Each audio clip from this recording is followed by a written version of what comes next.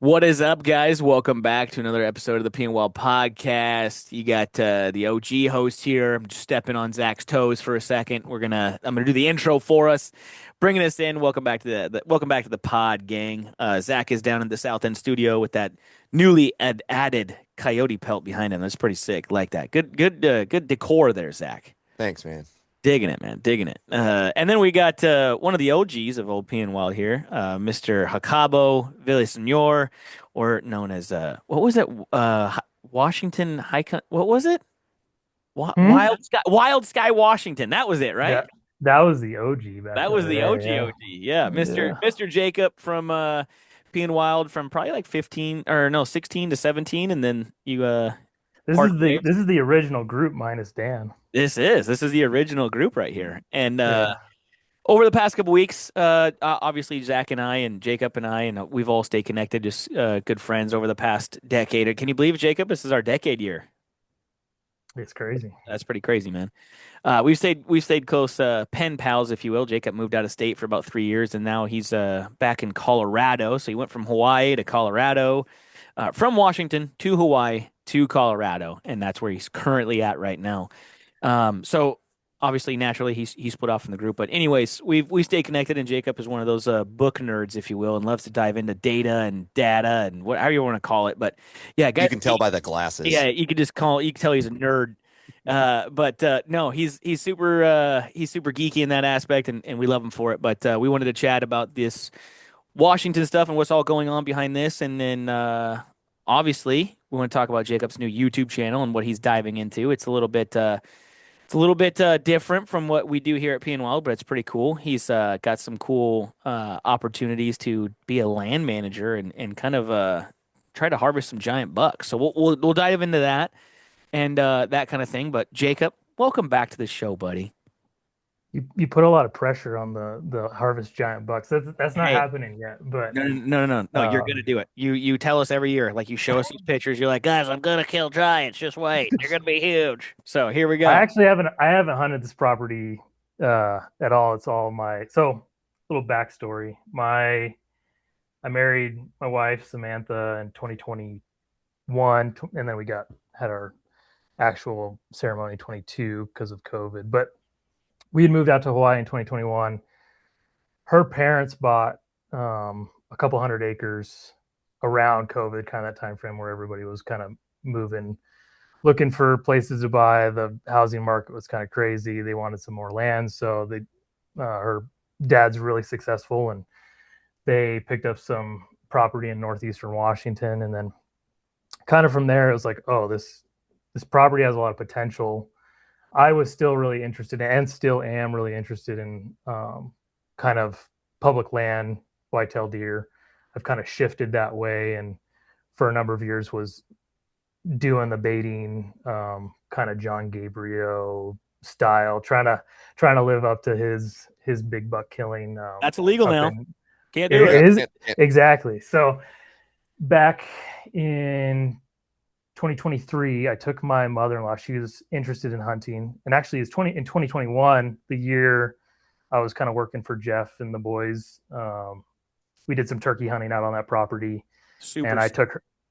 Yeah, it's like Turkey Mecca. If you could pick like the top elk unit in the United States, this is like probably We up there for turkey hunting. And we drive right by it on the way to Kelly's.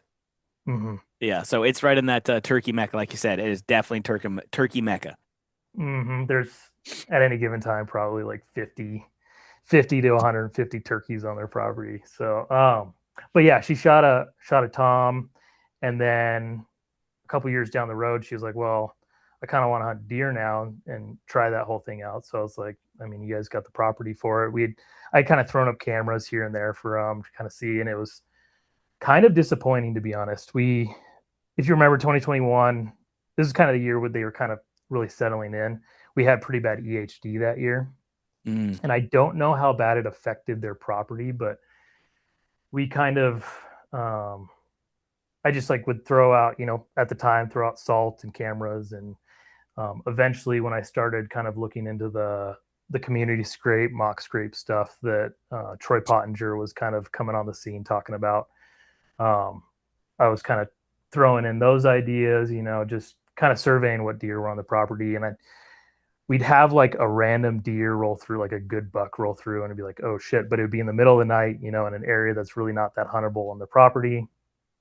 And then, but 2023 rolls around, they picked up, I think they originally had 120 acres. They grabbed another 80 and then another 25. I think they're up to like almost 240 acres now. But the property they grabbed that year had a pear tree, and I like when we are just walking around checking out the new properties, like, oh shit, there's like a community scrape right on this pear tree.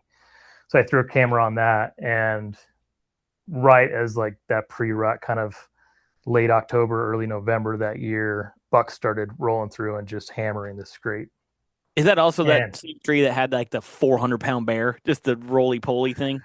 no, that's an apple tree. Oh, That's the same tree we would get kind of back in the first couple of years on the property. We'd get bucks rolling through kind of late yeah. season, and there Yep. was a really nice. It was probably like a mid 140s kind of 5 point, Gotcha. really pretty deer. Look, I think he actually had small sixes. He was almost like a 6x6 frame, but just super pretty buck. But we saw him like 3 times on camera, and then no idea where he was like the rest of the time on that Yeah. uh, through that like kind of rut. And what we notice is the bucks on that property, like they'll have like a number of 1.5, maybe a 2.5, a couple 2.5-year-old bucks live on the property throughout the summer. But then almost like clockwork, like October 20th, 25th hits, and we'll start getting like nighttime activity of bucks just showing up out of the blue. Sometimes bucks we haven't seen before, sometimes it'd be like repeat stuff. So 23, the oldest buck that was on that community scrape, the one that was kind of hitting it hard, was like a 3.5-year-old, 3x4, I think, or 4x5. I don't remember. So 2023, right? I baited up in northeastern Washington. I was like, well, let's just put some bait out. I put up a pop-up blind. My mother-in-law got her like a shooting table to kind of sit in, and I think 2 or 3 days into the hunt, that buck popped out. She shot it and pretty stoked, and was like, okay, cool. And I mean, that worked, right? And then 24 rolls around, and I'm seeing like the CWD thing hit, like Spokane first positive case, and I was like, I kind of been looking into food plots, because it's like I always looked at the baiting thing as like this was on shaky ground to begin with, and it was only going to take the flip of a switch for them to take it away, right? I was just like waiting for it to happen. Talk to friends, on the west side, everybody. I'm like, just count your days, man, it's coming. And then in 24, they did the automatic ruling in a couple of units, which affected them. It was And only the so, positive CWD cases that got yeah, eliminated for baiting, right? And then 25 is when they cut across the board. correct. And so in 24, I was like, because it happened that summer, I was like, of course, like you said, nerd, like jumping in food plots, what do you do, blah, blah, blah. And so I like, find a number of resources that kind of make sense. And I rented a cedar from like the local NRCS conservation district. They have like rentals that you can do. So we rented one of those, picked up some cereal rye seed. I Some went bucks in. of Tecamate. What was that? Some bucks of Tecamate. What Get is that? I those. don't even. It's steroids, dude. Come on. If you're going to be a whitetail guy, you got to know about what the Texas whitetails are doing. They're giving them steroids. I have not focused on the Texas thing. That's like a whole different, some of it's high fence, some of it's not. A lot of it's, brush country. That's quite a bit different than here. So I haven't even like looked into that stuff. But I know they got some cool deer down there. But yeah, so picked up some seed, and all the ground that they have fields out there, right, that were kind of left fallow, I think, for the last 20 years. The previous landowner didn't do anything with them. It was just like whatever grew in them. And so I like rototilled. I like covered myself in dust for days, basically rototilling and flattening out these fields. And then I seeded them with that stuff. And going into the next year, it was just like, well, shit, this didn't really turn out all that great. I did a couple more things and tried. My father-in-law was invested enough that he put some. I mean, he's got quite a bit of money to throw around, but he picked up a drill.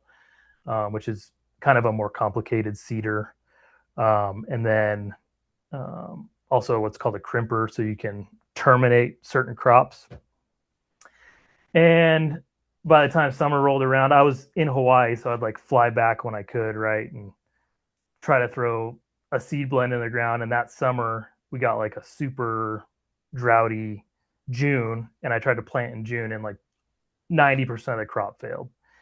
And so I go back and I'm like, well, you know, why didn't this work like the rest of the country? Everyone else is out there doing this. Like, why didn't this work? And basically what it boils down to is like every single resource on YouTube, the internet for the most part, is all east of the Rocky Mountains, and all the food plotting resources like focus on that moisture cycle, that, you know, that growing, what they can grow in those regions, and it just doesn't match what Yeah, it doesn't we have out translate here. over. Yeah. Not at all. And so I kind of like went back, and then this last fall kind of came up with a more refined idea of like, okay, maybe this will work. There's a couple things I looked into. It was like, oh shit, this like might be something we could do here that maybe people aren't doing out there that can have kind of the similar effects. Because back east, it's like corn, soybeans, brassicas. Brassicas are like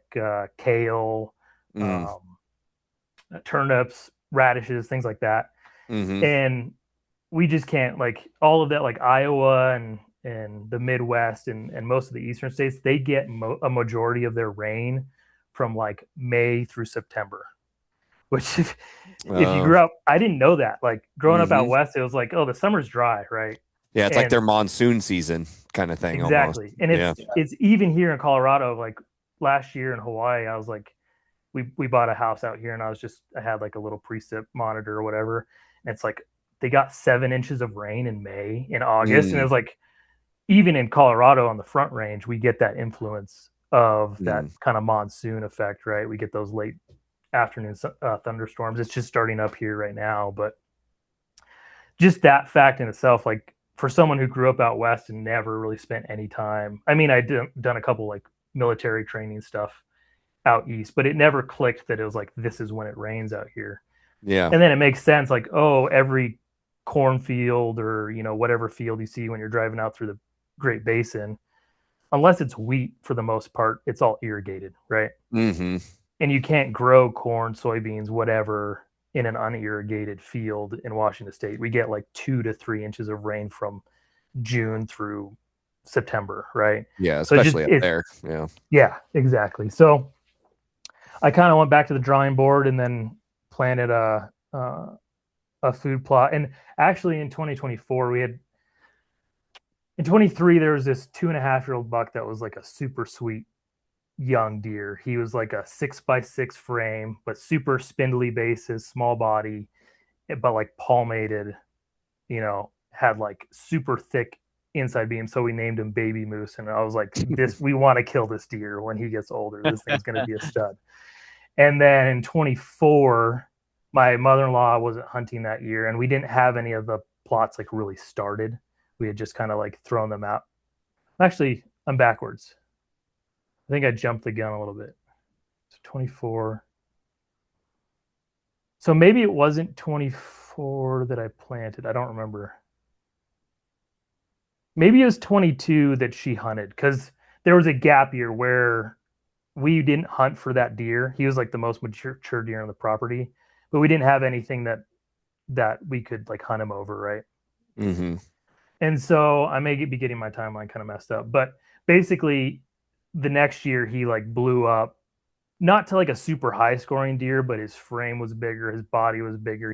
We have a video of him kicking the ass of the other same age deer on the property, like them fighting like right in front of the trail camera. And so the next year it was like, oh, we want to kill this deer, right? He's going to be 4.5, maybe 5.5, depending if I aged him correctly when he was younger. But I was super like stoked. But then that season, that was the season going into it where he was going to be 4.5 when I first planted the first food plot. And of course he didn't show up. So I think he maybe died this last year from Blue tongue. EHD, yeah. Yeah. Because again, they don't live on the property, so it's not like we can, monitor them year to year. But it's basically he showed up the same day a year apart the first 2 years, and then didn't last year. But the buck that he kicked, the buck he like messed up in that fight, was this. So he was also 4.5. He was just a 4x4 typical whitetail frame. Grew like almost. His antlers were like almost exactly the same size as they were last year. So I was just like, Lisa, like this other buck isn't showing up. Let's just kill this deer, right? Because he's gonna kind of run the roost and prevent any other less mature deer from kind of like taking over the property. And he's not, if he didn't grow from 3 to 4, he's probably not going to do much from 4 to 5. That was just my assumption. So she shot on the first day we went out this year. Super like really full body deer, but antlers were just pretty basic. Yeah, just lackluster. I mean, he was a pretty deer, and actually, when we checked him in at the check station, they said he was one of the bigger bucks that was brought in, and I think that's in part to the EHD blue tongue stuff that kind of rolled through last year. So, but with that being said, I've been refining it, and I have kind of the unique opportunity to have 235 acres to work on. Do you think with that EHD stuff that you guys will end up doing like some kind of guzzler to help with that particular herd, or are the bucks you hunting, they are not summering there, right? Or do you think some of them will be if you have this food plot system going? So 2 points to that. I want to see if any of the habitat improvements we do are attractive enough to have more mature bucks summer on the property. Because the one thing we don't have is Dave, my father-in-law, and my sister-in-law and brother-in-law live in that property that they bought across the fence. They're always working on the property, right? They're driving around, and the deer have gotten used to that. But I think one of the biggest factors for mature bucks is being able to be by themselves or secluded. with, secluded, in solitude, whatever you want to call it. And there's some timber company land up the hill that's no access. So it's like probably 600 acres of no one's going into it. It's just like a land holding company. They're not actively cutting it. It's just land where a deer could hang out by himself, and besides having to deal with the cougars, which 2 years ago we had a trail cam photo of 4 cougars in like less than 3 minutes crossing a trail camera on their property. Like there's a lot of cats up there. Wow. Like them dealing with that is maybe a little less impactful to how they feel than having to, hear tractors and equipment being driven around. So it'll be interesting to track that, because one thing we've noticed is this spring, despite the EHD last year, we're seeing the most amount of deer we've ever seen on the property this spring in the food plots. There's like 10 does every night in one of the fields. And I was like, oh, okay, maybe that's all the does. But then I'd like drive past them, drive up the hill, and then there'd be another 7 in a different food plot. And then I drive to the other side of the property. There'd be another 5 over there. And I was like, oh shit, there's like a ton of deer living on this property now. Yeah, it's the same thing when we were just over at Kelly's property too. Like that area, like it's the most deer I've seen in like the 3 years or whatever it's been since we started going over there. And they were just freaking everywhere. I mean, and like really healthy looking does, really healthy looking yearlings, obviously. And just like a really good sign that like, for whatever reason, that I think that north of Spokane just didn't get hit as bad with the EHD as south of Spokane did. Yeah. And I think that's, well, it's, if people don't know, EHD is spread by a midge, which is like a little fly that hatches in mud, right? So when typically what happens is if you have a drought period followed by a flush of like moisture real quick, kind of like a thunderstorm type event, it kind of makes everything wet or along, kind of congregated water sources. Why a lot of people say, oh, I found a deer near a water source. A lot of the times they drink at, that water source, get bit by the midge. The midge transfers that EHD to the deer. And I think it's within 4 to 7 days, they're dead, right? Yeah. Yeah, it's And over. so it can kind of like, and I've the years that we've had EHD where I was hunting up in like the big mountains, the kind of the high country whitetail kind of thing, I wasn't sure that it was impacting them the same as like the lowland deer because they, there's seeps everywhere. It's quite a bit cooler. I don't know if the midges hatch as much up there as they do in the lowland areas. So, but to answer your other question, Jeff, is I actually want to put in not only for EHD, but also for attraction. We're thinking about putting in like 150 to 300 gallon water tanks at each of the stand locations. And what I'm going to Because do is, oh, go ahead. you answer one of the questions. So the whatever you call them, the little bugs. What do you The call them? midges. Midge. The midge. So that's in mud. It's not on like the water. So if it's on like a risen guzzler, there can never be that EHD bug in that mud or in that water source. That's where they reproduce. And I don't think they Okay. travel super far from where they reproduce at. That's why it's congregated near that water. So when like a pond lowers, you get kind of that muddy edge, right? Yeah. Yep. And the Yep. more exposure to that is the and you get a flush of rain, they'll have a hatch, right? And they just like any insect, they have like a couple week lifespan, right? So they'll be alive, they lay eggs, and if they can hatch again, it'll happen, right? And I don't know what the triggers are environmentally for that, but certain drought years are associated, and it's the whole country's seeing that. Like I guess Illinois, kind of Kentucky area had a pretty bad drought last year. I think Illinois they have super high deer densities, right? Yeah. And where we have like a ton of habitat, a ton of like thin timber and timber country and places where deer can live, over there when you have like a giant cornfield, once you cut that corn, a deer can't live there, right? So they have to live on like the riparian edges in the timber sections, right? And so if they have one water hole in the bottom of a draw out there, then their deer are gonna like contract EHD a lot heavier, I think, than they do out here, even though it still impacts our deer out here. So going back to the water hole, what I think we're gonna try to do is gravel in the water holes to reduce the amount of mud available for those midges to hatch in.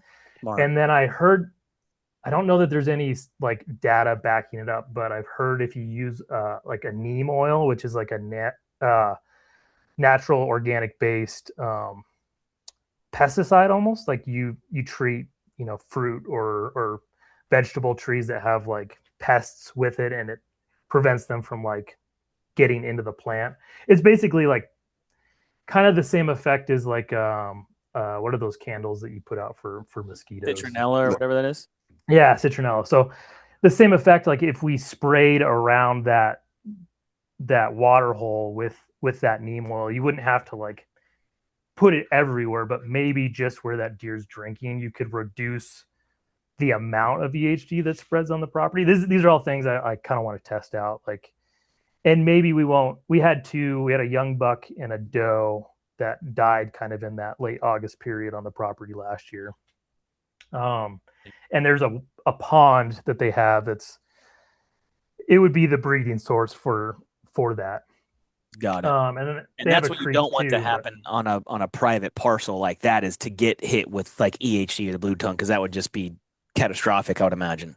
Well, and the rate it's hitting, it's like every 5 years we're getting a bout of it. And it's like, if we're trying to, increase our age class, try to increase the number of bucks on the property, it's going to be really tough with that EHD. So that's really where I'm interested in. One, like also is a super comfortable water hole that, a buck can drink out of whenever it wants to, kind of tucked back in the timber. Yeah. Is that going to, be the key to holding a more mature buck on the property? Like all these things I'm going to kind of keep note of. Right. And this spring I planted 3 different apple trees at each stand location. Also, we're not going to see, effects of that this year, but there's that big giant bear you're talking about. We've gotten big bears on that property a number of years. They didn't get many bears last year, but I basically looked into 3 different varieties of apple trees. ones that one are good for like we can go pick and eat some of them, but also they're 3 varieties. So we'll get kind of late or early August fruiting, kind of September to October fruiting, and then like late October fruiting. So at Mm. each site, I have an early, mid, and late maturing fruit. So we're basically going to have soft mast dropping at a stand location throughout the hunting season. So um, things like that. And then really for the food plot, there's a number of like species of plants that I'm testing out. And I think I've planted probably on 9 acres of food plots now. How And I've many different food plots do you have? And like how big are you trying to keep each of them? so I'm that's one of the things I'm really trying to dial in. Like again, I'm really new at this, but I think because I'm like learning the lessons pretty quickly and able to work on such a large property, it's helping me dial it in really quickly. But basically, we have probably so 3 main like destination food sources, if that's what you want to call them, like the most attractive. The deer want to be out there morning and evening, Hmm. and if you're going to hunt them, we may not hunt them in those fields as much as we hunt their transition to a bedding area or a they call them hidey hole food plots or kill plots. So we have 3 kind of large 2+ acre fields, and then 3 right now kind of point 1 to 0.5 acre plots that are kind of tucked back in the timber. Hmm. So I'm trying to like figure out what kind of plants are going to like between perennial and annual food plot crops are going to hold them, or we have like a central one. The most productive right now, and it's kind of luck that it's that way, is a red clover, um, and then an onless. So one of the things I'm like looking into is how deer actually eat wheat heads.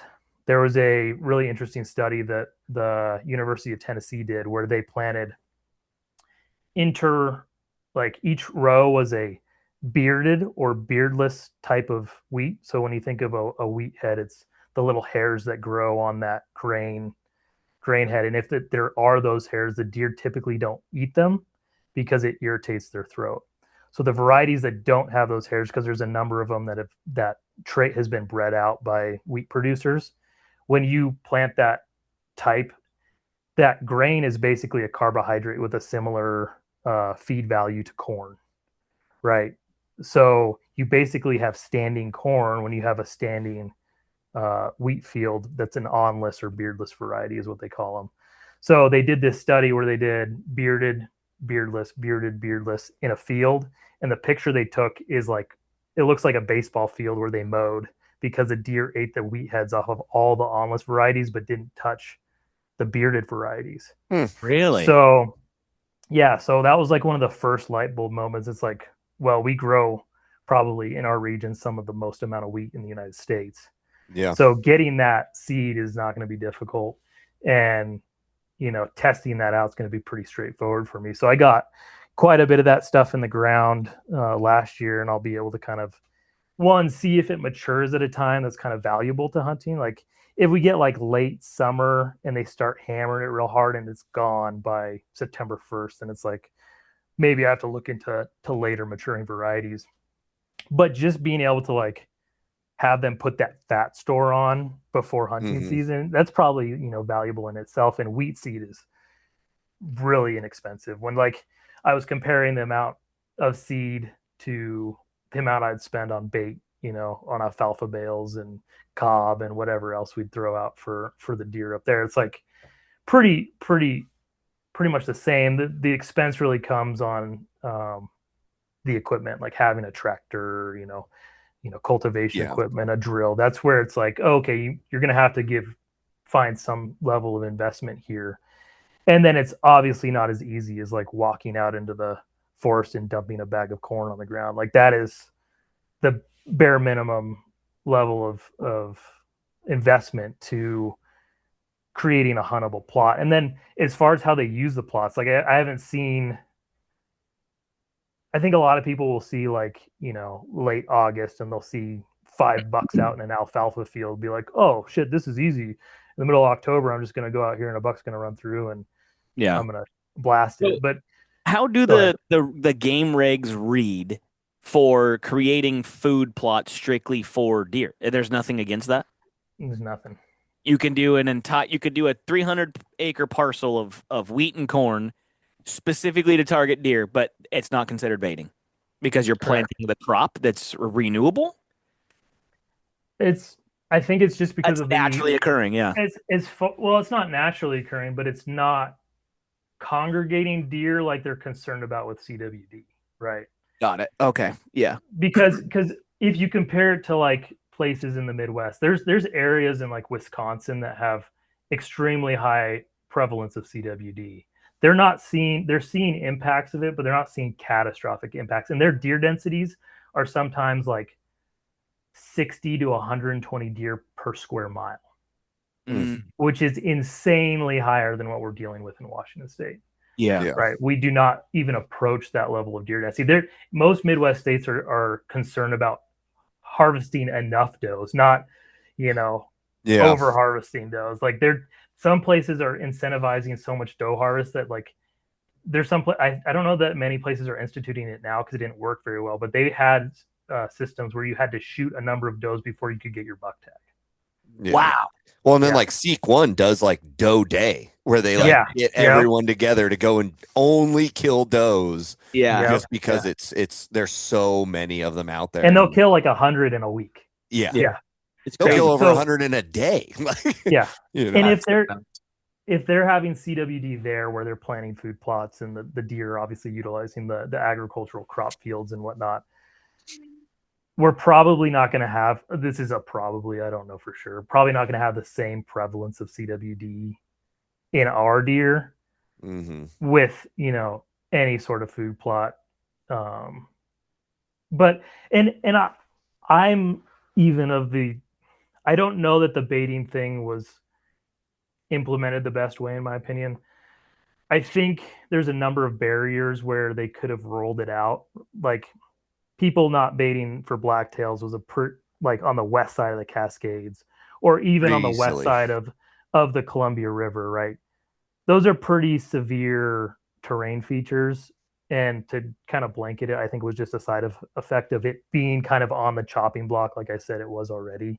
Like they were Mm-hmm. just waiting for something to, because if you looked at the surveys they did, and I don't have the exact numbers for this, but I remember like seeing the surveys of what people thought of baiting, and it was almost like 50-50 people, the people that were used to using it and liked hunting that way, and then the people who didn't agree with it. And it's like you look at Idaho, Montana, a number of these other states that don't have baiting, a lot of them think that's like the most unethical thing you could do, right? Yeah. So the Mm-hmm. fact that we had it here was kind of, I think, a carryover of just like a lot of the carryover we see right now, right? It's like we haven't done a number of changes to our management, and that was one of those carryovers that I thought was just going away at any moment. So I think too, what's next is going to be game cameras.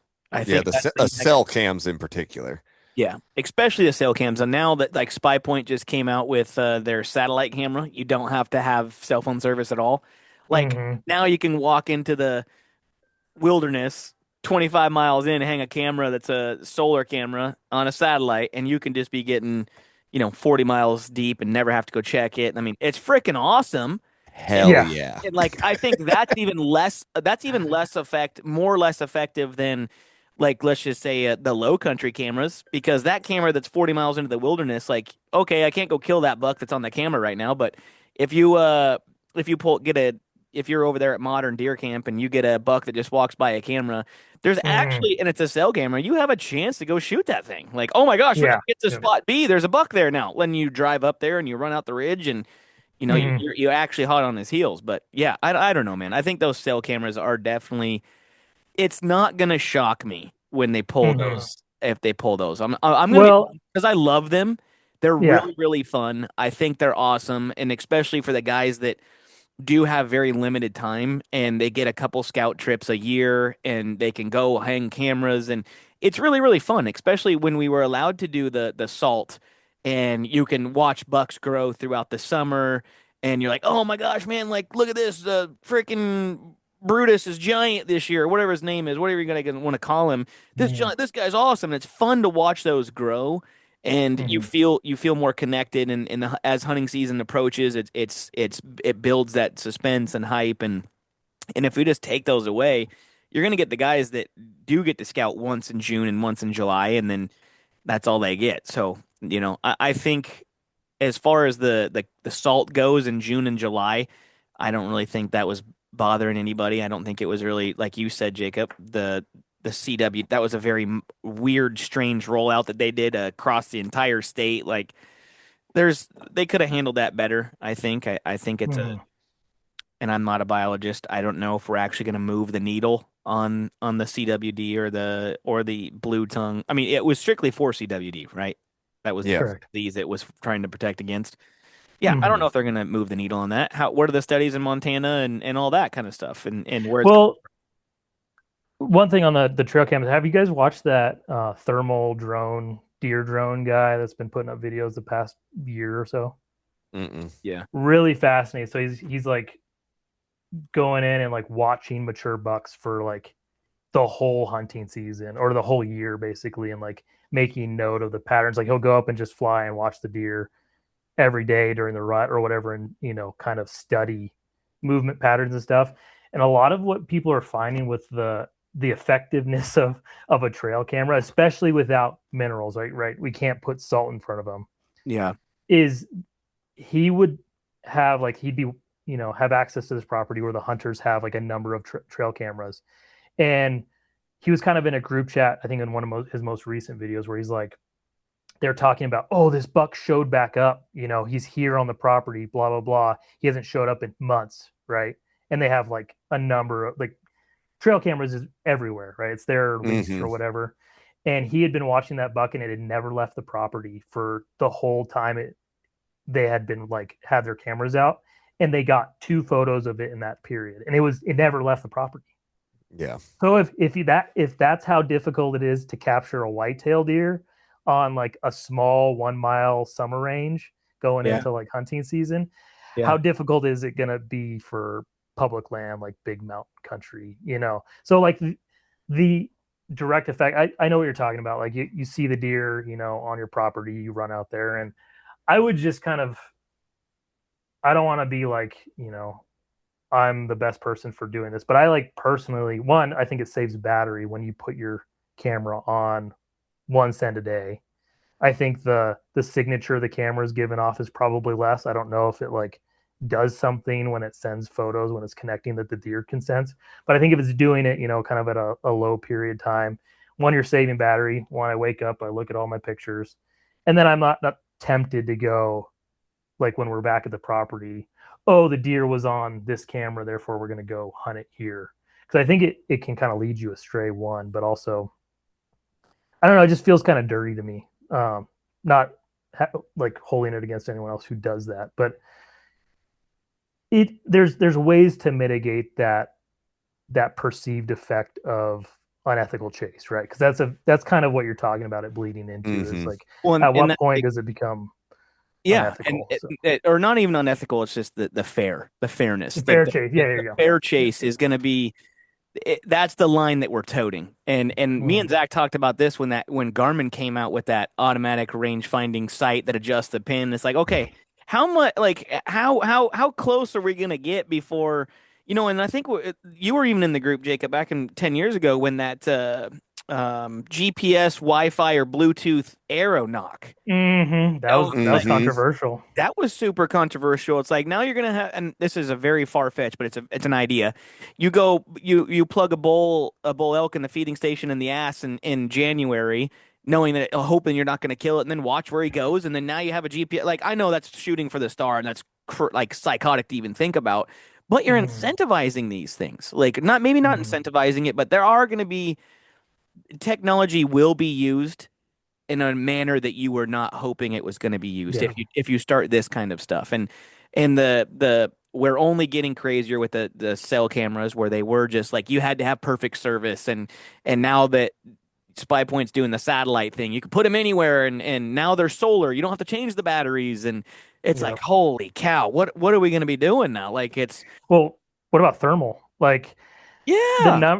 I think there's a number of states that are like trying to implement something as quick as possible with the thermal thing Yeah. because people can go out and buy those thermal handheld, Yep.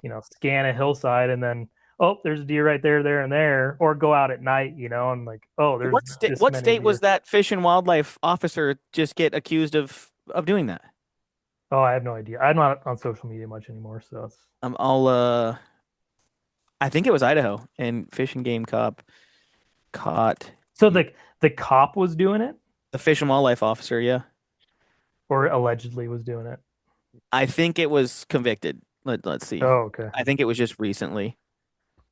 That's pretty wild. But yeah, like what is it, $500 for a thermal drone? Like if A recent case involving a high-ranking officer occurred in Oregon, where a police officer, Captain whatever Kitzmiller, was placed on leave during an investigation into the illegal use of thermal imaging for hunting. Mm.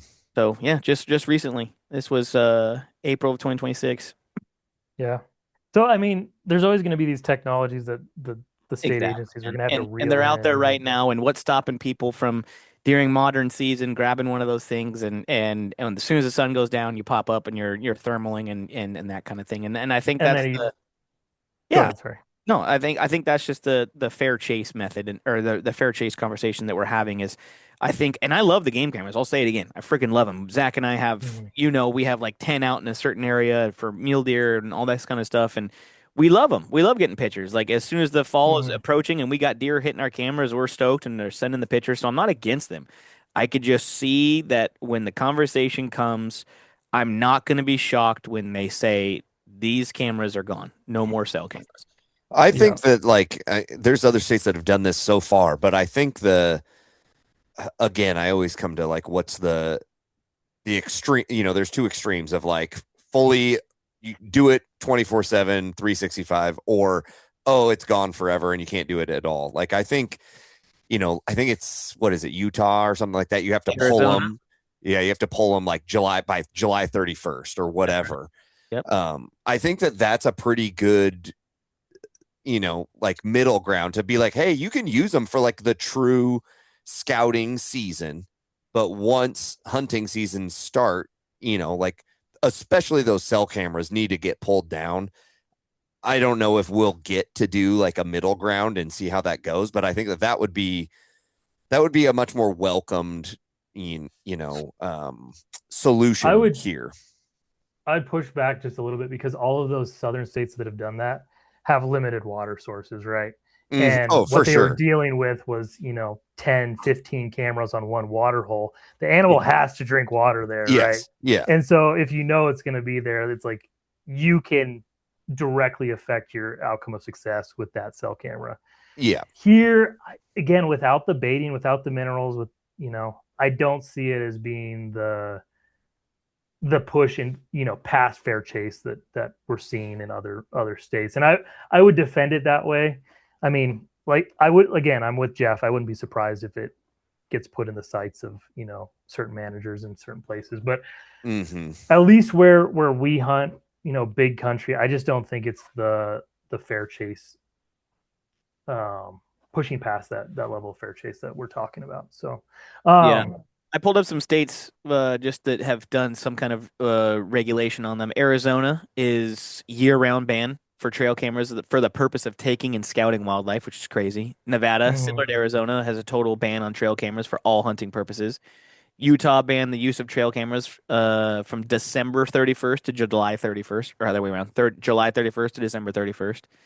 Kansas banned all trail cameras on public lands and waters as of 2023.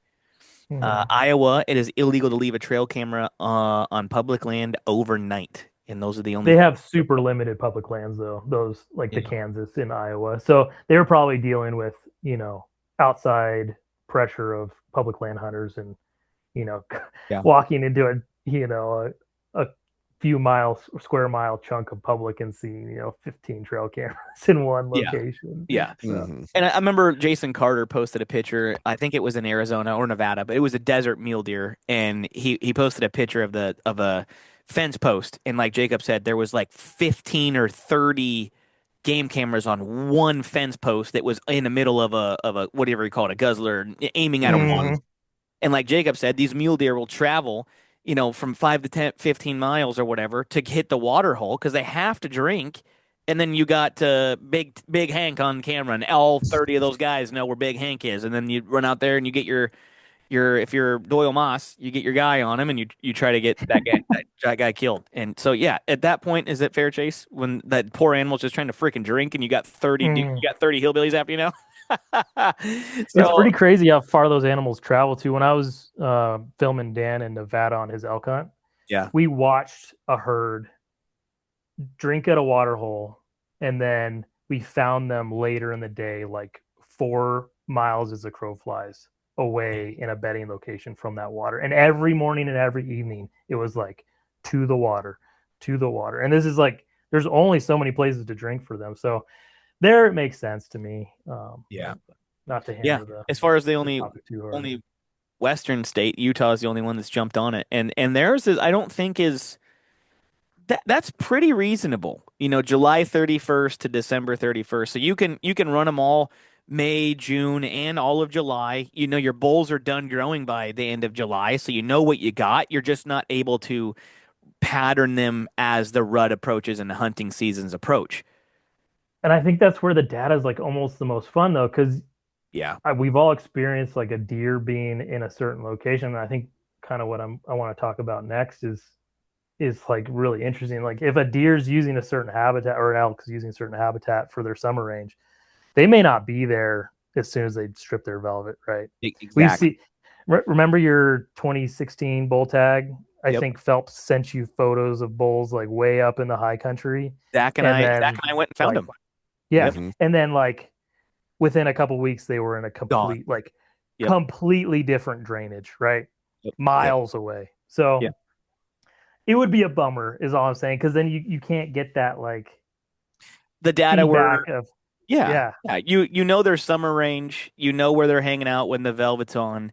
And as soon as like basically that velvet starts stripping in early August for those bulls, deer, it's a little bit later into the September time frame. But yeah, you're losing the data of when they're killable.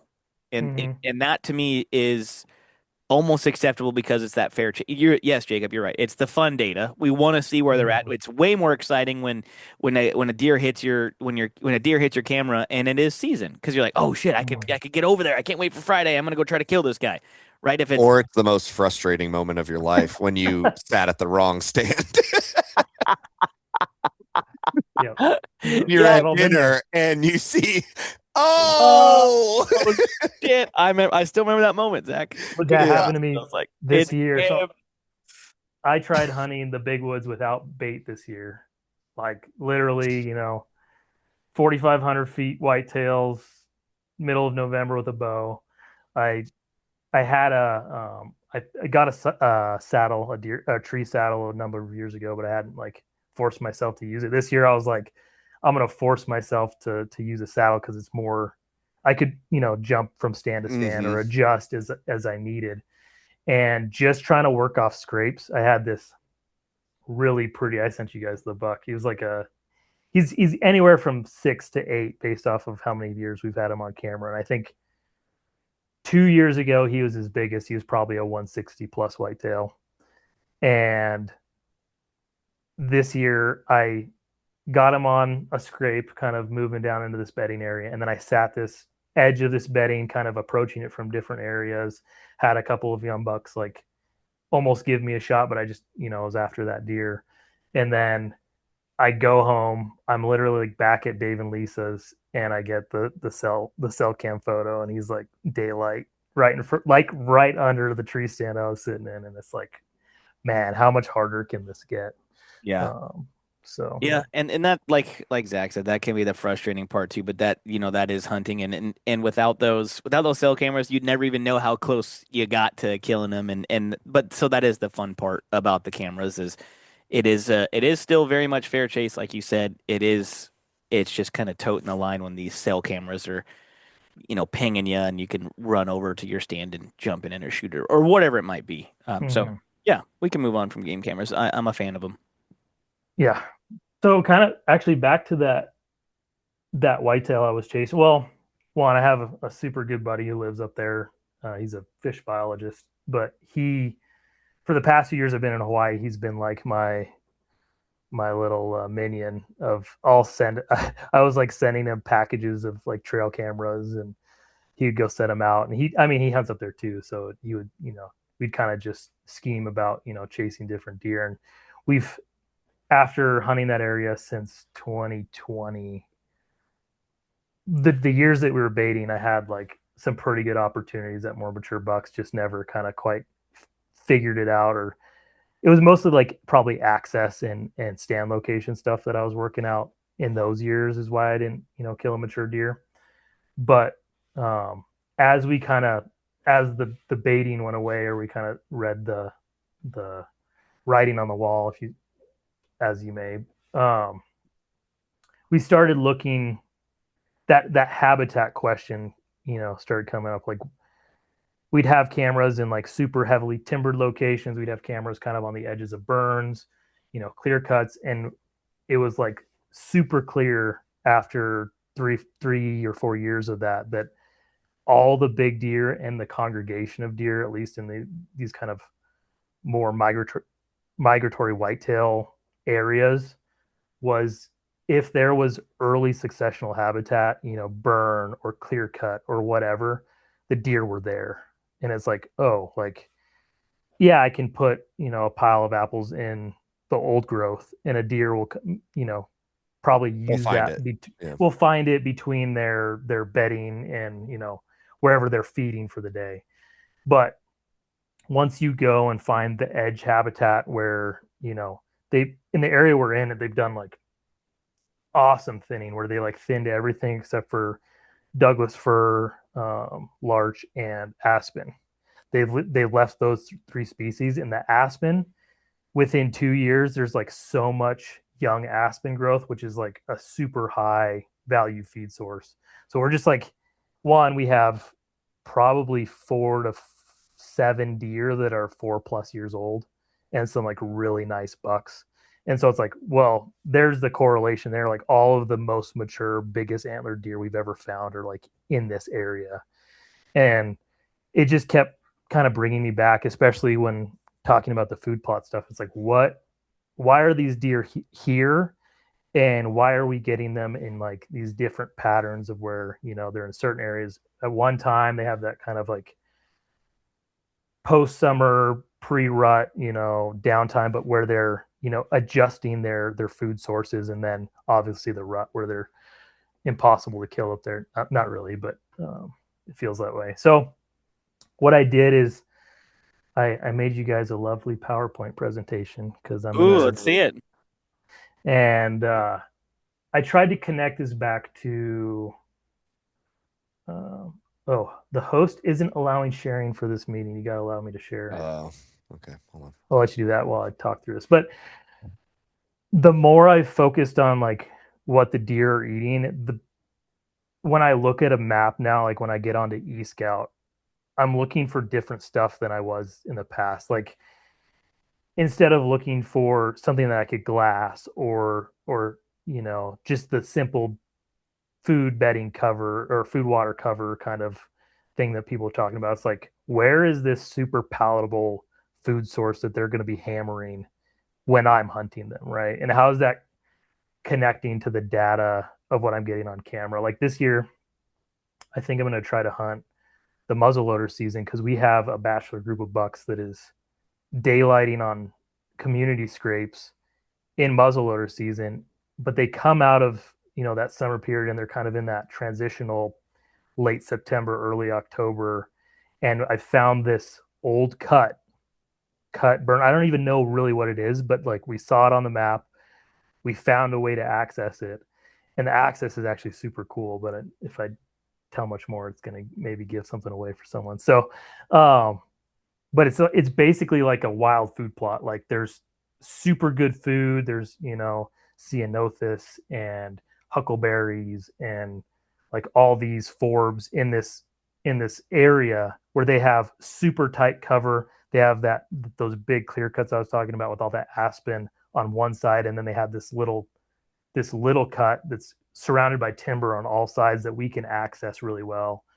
And they basically have a daylight food source. And so I think that's why we're getting them in daylight on this transition area, is because they're able to hit those edges during the day, or, you know, feed while they're kind of like stand up and like grab a bite to eat while they're bedded.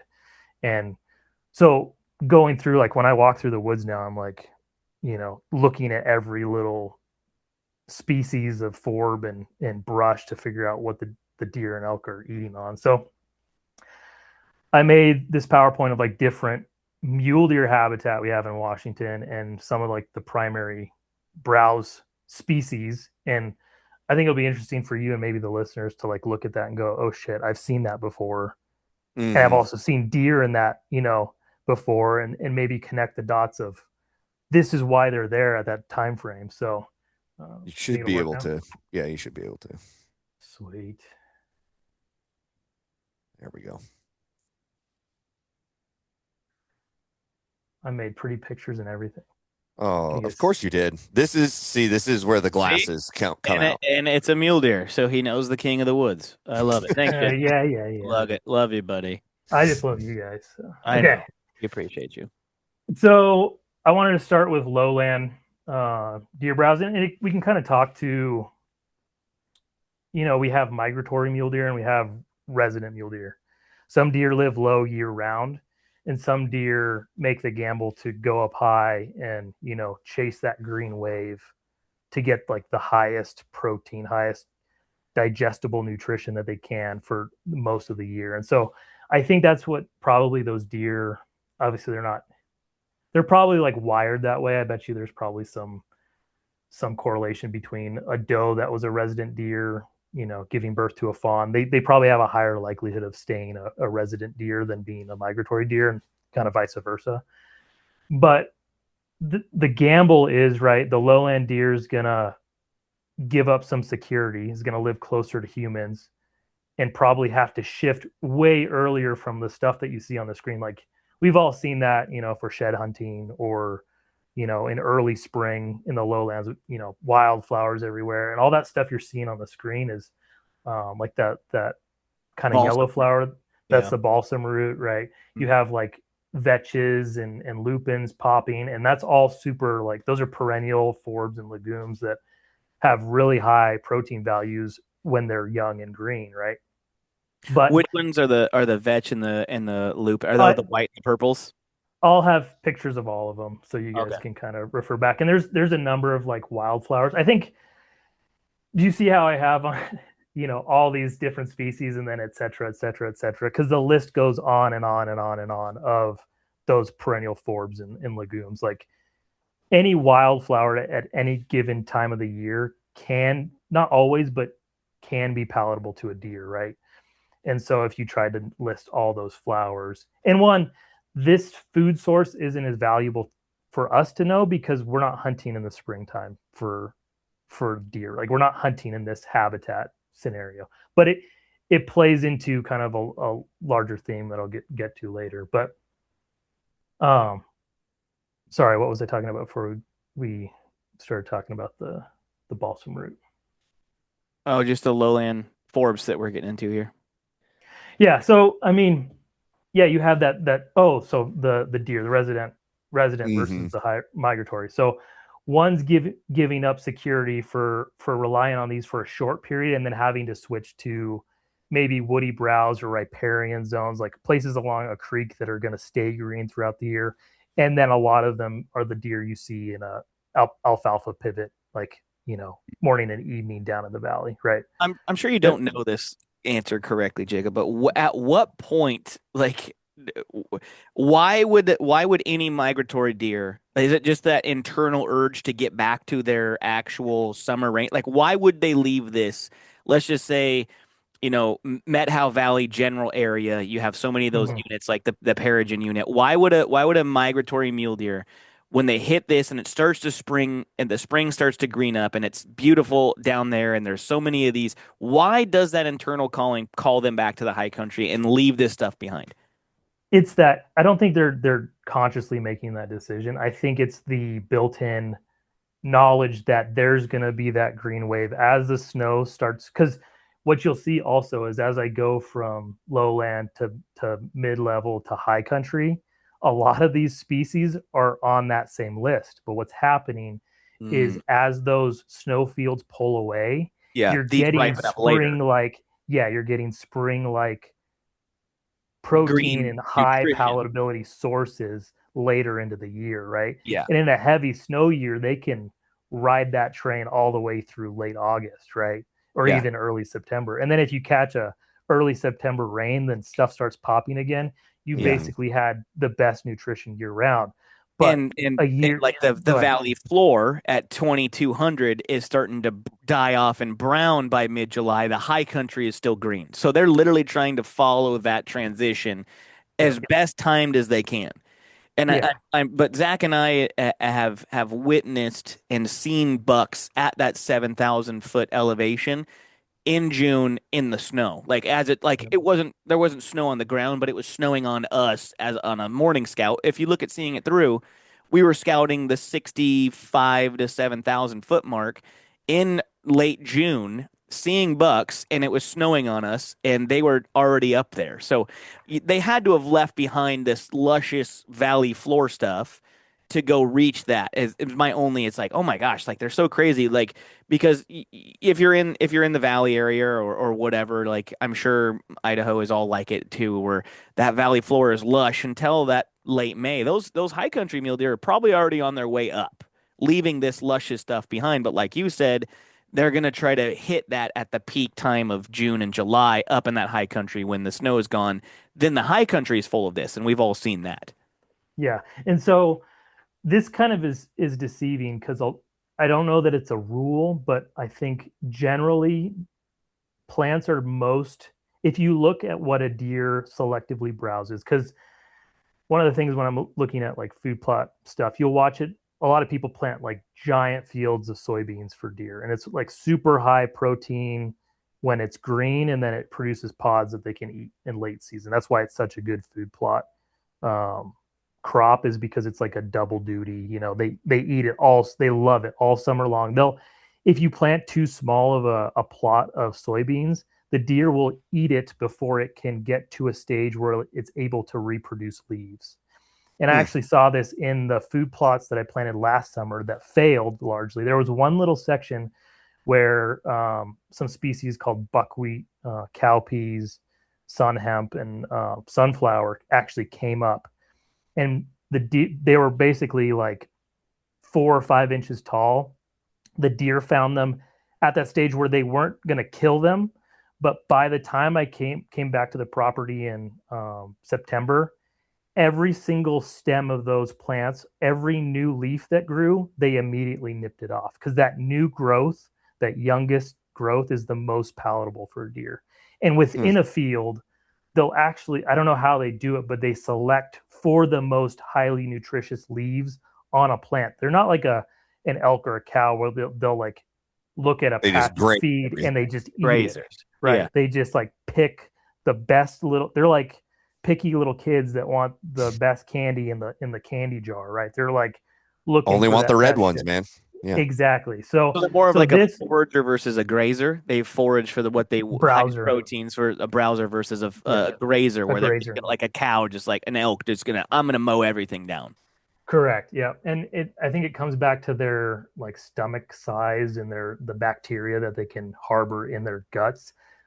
Deers are more don't have as much of that bacteria, so they can't break down more complex plants like a cow or an elk, like a cattle cow and an elk could, right? Interesting.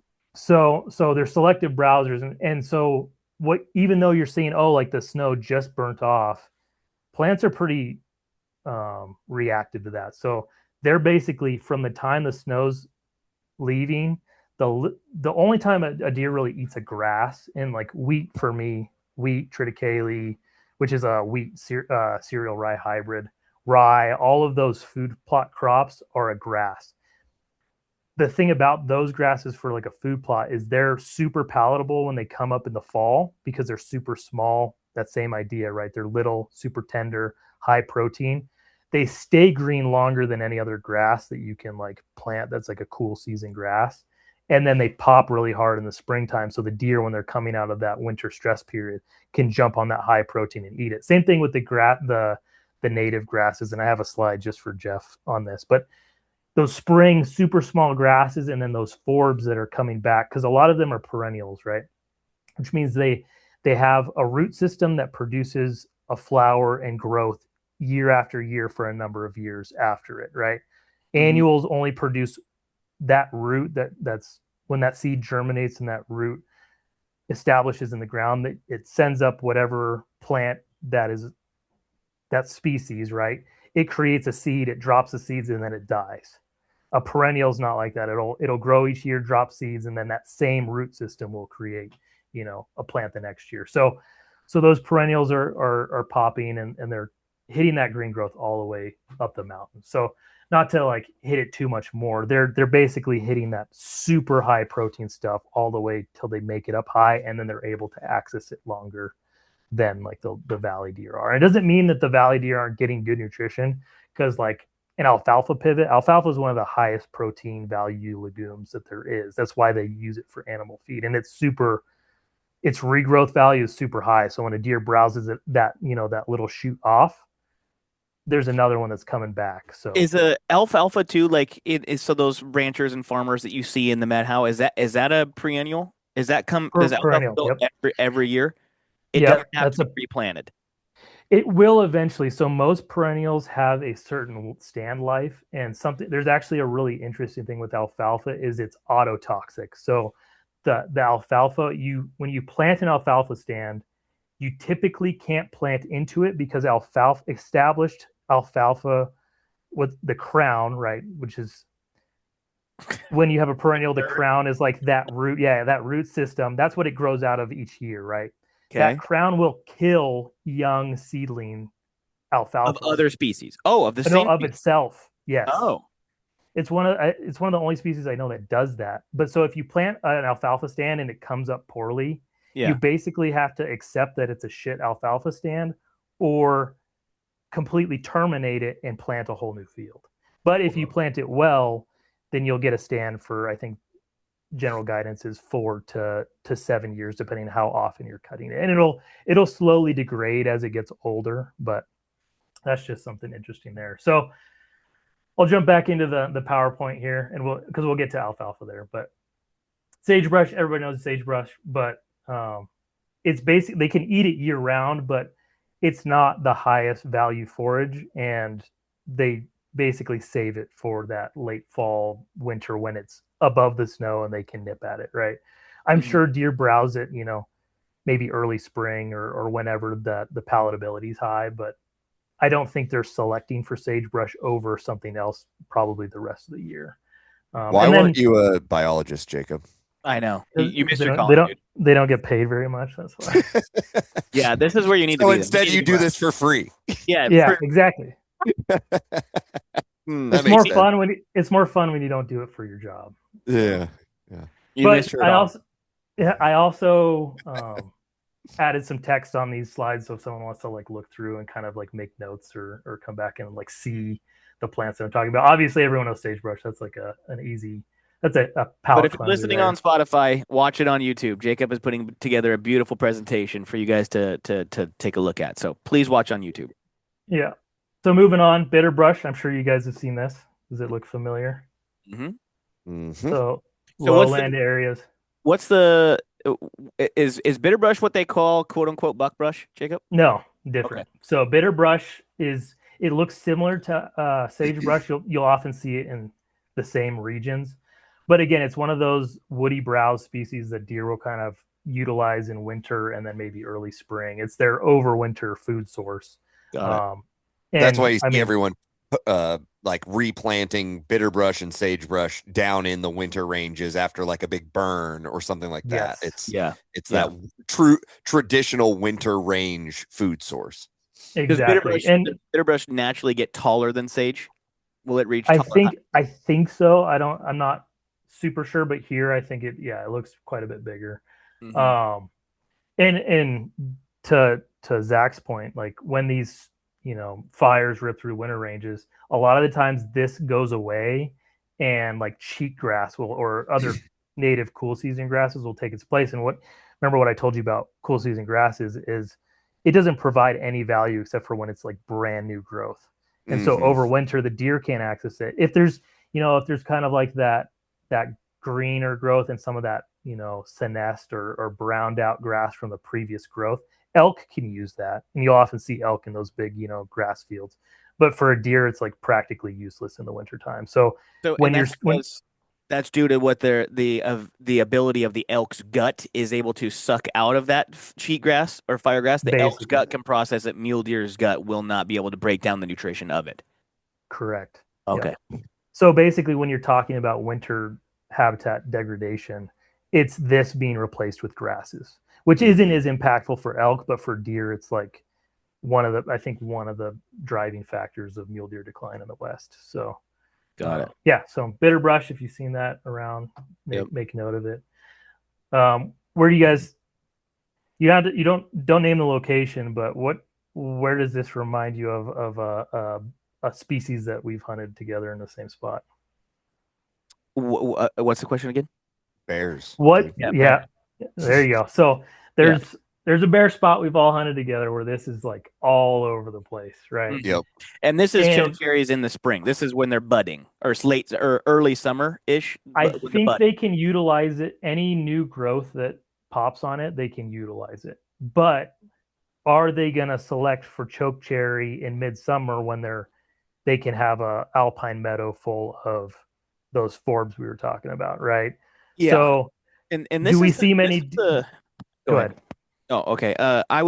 This is the battle that Zach and I and Bob and basically the Cascade range has been battling in 24 and 25 is we've had a berry crop ripe from like elevation spans. So and I would say that I would say bears would target this stuff more Mm-hmm. than the alpine berry in our recent experience. Maybe it's not this exact forb or berry, but it is the vast like rapid berry ripen that we've seen in 24 and 25 now across all elevation bands.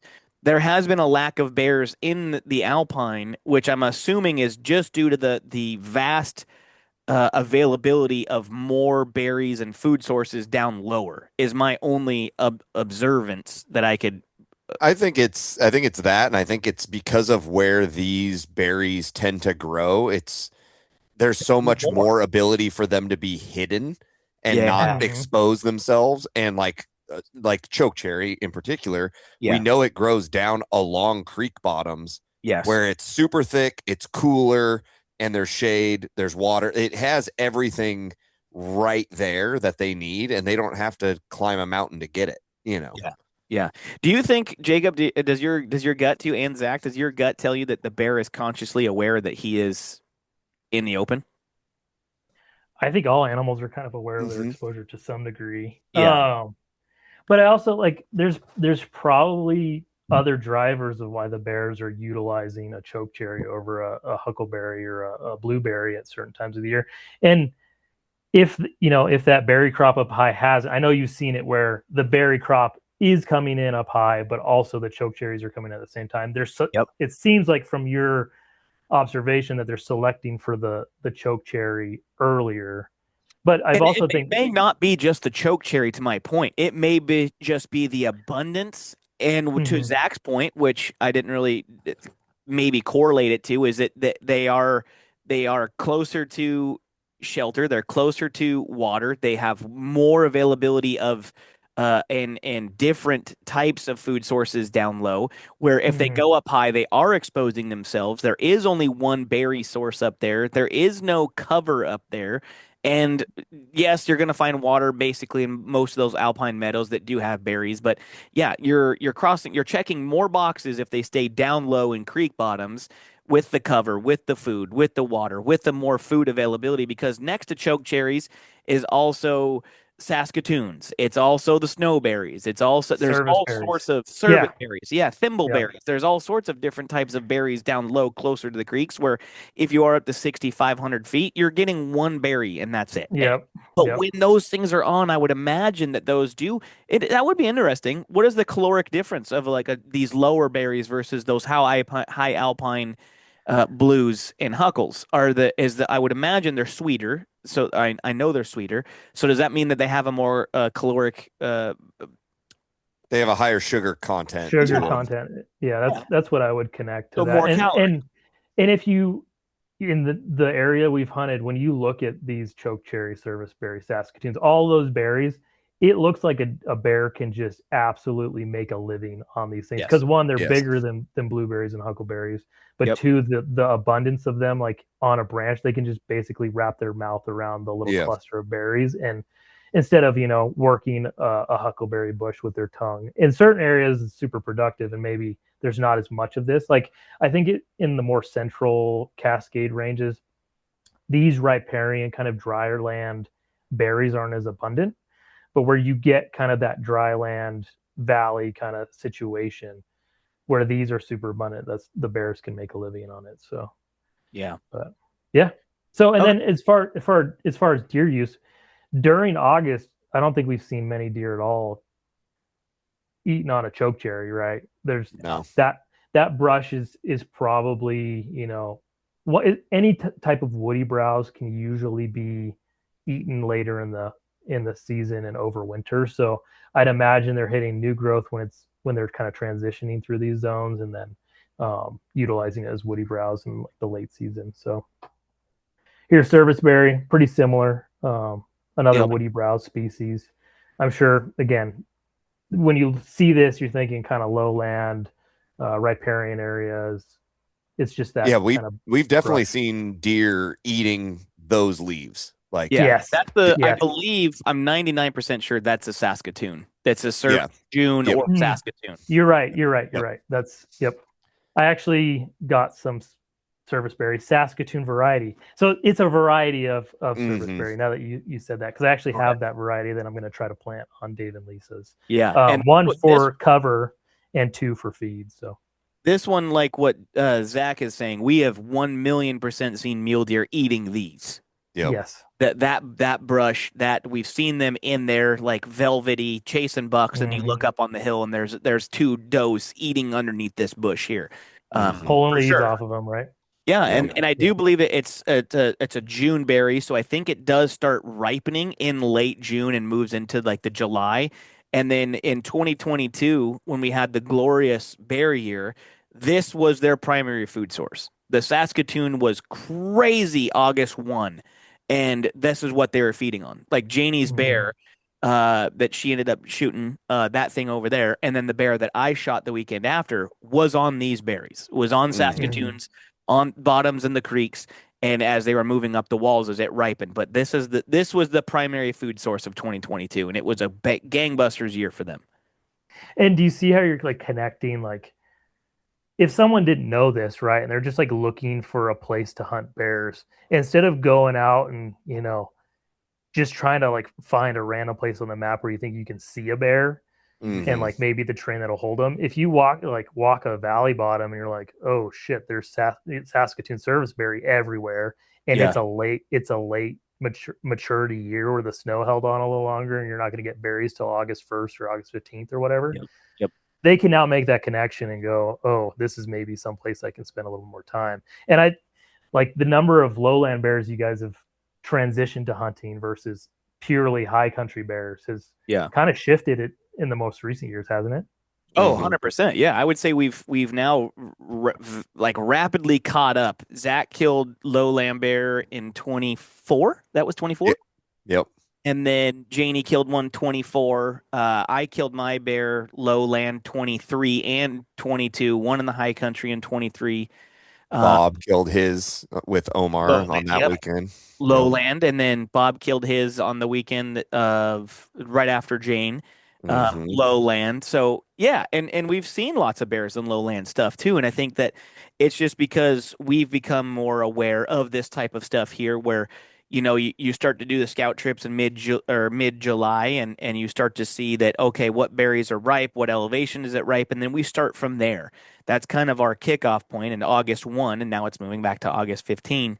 But August 1, you're starting to track these berries, and high country's not ripe yet. So we're starting Hmm. low, and I think we've been more successful low once we've started to hone in on the food source. But like you said, Jake, that the lower Saskatoon service berry, the choke cherries, that's very, very, very thick types of location and vegetation where you could be walking 60 yards from them and not ever see them. Hmm. You have to be able to find that perfect spot where you can kind of sit in glass and try to find a vantage point to look down into it, like Zach does here on the west side. That west side shit, I mean, that he hunts is crazy. It's over your head and super thick, and but he's got a good high spot to be able to sit in glass. And I think that's kind of the key to the game here is when you're hunting this lowland stuff, is what we all mentioned in the beginning. It's very, very thick cover for them, and they're much more safe in that than they are up in the alpine. Well, and that's why For you sure. find the deer in there as well, because it provides them with so much good cover Mm. that they Yeah. can transition through that. I mean, a deer can weave itself through a big patch of serviceberry like nothing else, like And they can it's eat it all day. Like if they're exactly. bedded They in a can just thicket of it. Yeah. they can move and eat and move and eat. They can bed, they can eat. I mean, they have everything they need right in that same area, similar to a bear does. They got the Hmm. water, they got the cover, they got the food. And so Yeah. that's why, like, serviceberry is something that you can kind of look at for deer habitat and for bear habitat. Yeah. Exactly. Next one is willow. I actually think so.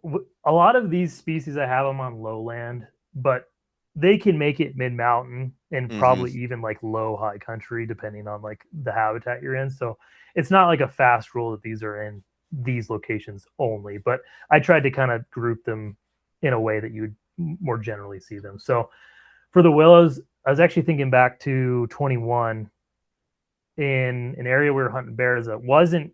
I mean, most of the bucks we saw that year were like up higher, kind of alpine sub, just below that alpine kind of subalpine zone. But we jumped actually like when I was going through an SD card to like delete it. And I was like clicking through and it was old footage from that year, and there was like a good 4 point buck that was in willows that were like mid mountain, and he popped out and like looked at me and ran off. Late August, and Hmm.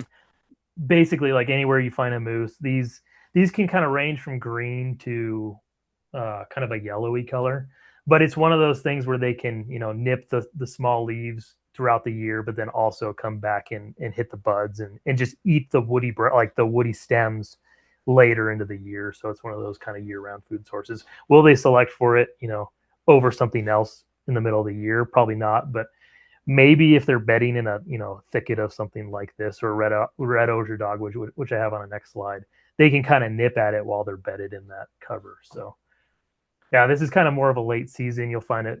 This kind of looks more like the whitetail country I hunt. Yeah. Um, Zach and I but saw a ton of this in my late whitetail hunt in 24. Yeah, I didn't know what that was called. yeah, Osier? red osier, yeah, red Red osier osier dogwood. dogwood. Okay. Yeah, there's a ton of that in that unit that I had that tag in. Yeah, and I have kind of most palatable period, but again, a lot of these stemmy, brush type plants, they can eat them late into winter because they'll just like eat the stems off. So, in areas where you find moose too, it's crazy how they like eat down willow and this red osier dogwood. You'll find like whole stems like ripped off, or little thicker sections. You'll find the cambium and the bark almost like torn off of some sections of it, where they kind of just peel the bark off of it. But yeah, that's another cool one. Yeah. And then alfalfa. So I'm gonna use Jeff as a reference here. We were talking whitetails one time, and he's like trying to figure out why the deer were kind of moving at certain times of the day. And he's like, "Yeah, there's this giant green pivot field, And I was like, "Is it alfalfa?" And you took a photo and like AI'd it, right? You like took a photo and said, "Yeah, this is alfalfa." Well, they were using that as their destination food source, and you could see them traveling, at certain times of the day to go hit this alfalfa. And it's one of those super high protein. You will get deer on it from as soon as it's green in the summertime through the last time it's green in the fall, because it's just so palatable to deer. Yeah. Mhm. Um, and it's like, what, yeah, the digestibility value of it's like super high. So I think Yeah, most we people know that, but this if was you yeah, want this to, was several years ago. We were trying to shoot this mule deer, and I was talking to Jake about what he was doing coming down off of the mountain, and it was crazy. We had a camera set up on the edge of it off coming out of the mountain, and he was just 5 in the morning, 4 in the morning. He was coming out of it, and then at night we never knew how he was getting into it, but we had his exit plan, and we had his exit plan, and I was trying to kill him during archery, and it was I didn't know what the field was at the time, and I sent a picture to Jacob, and he's like, "It's alfalfa, you moron!" I was like, "Oh my gosh, this makes so much sense why he's down here." But we never did figure out how he was getting into it. But we had his exit route, and I tried to, as the season approached, we tried to get him, but yeah, he just wised up. But he was always in there in the dark, and he was coming out about an hour before daylight, which is just so that's the crazy, old man. buck Yeah, behavior. they're Yeah. just old buck behavior, just so And so then so cool. and then what happened once they cut it and it kind of dried out for the year? Yeah, it's gone. Gone. They disappeared. Yeah, and Yeah. I think we were kind of trying to figure out what happened because we never saw that buck the year before on this particular area of this area, and I think what we found out was that the rancher was rotating where he would plant. Have you found that to be, is that normal practice, Jake? Will like after a year of alfalfa is on a field, did they? I've heard that too, where some of the soils you have to take a year off, or is that not true? That's with annuals. So Annual. so Okay. like a lot of farmers in the Midwest, they'll do a corn soybean rotation. And the reason they do that is corn is technically a grass species, just like wheat, just like a cool season grass. Corn is a grass. Grasses are high carbon and they utilize a lot of nitrogen in the soil.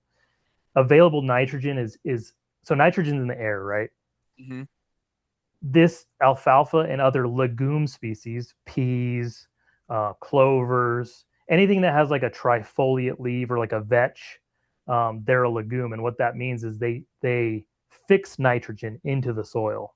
So where if you're just running corn year after year, you basically will have to put down fertilizer every time you nitrogen fertilizer, which I think this year is like doubled in price. So farmers are like going bankrupt like crazy because of the oil related stuff happening in the Middle East. But um, what you can do and what people did before synthetic fertilizers existed was crop rotations, where you would plant one species and then a species that benefited that crop rotation, like a legume. They won't do a rotation every year with alfalfa because, like I said, it's a perennial, and seed cost for alfalfa is really high because when you buy the seed, it gives you a stand for 5 to 7 years.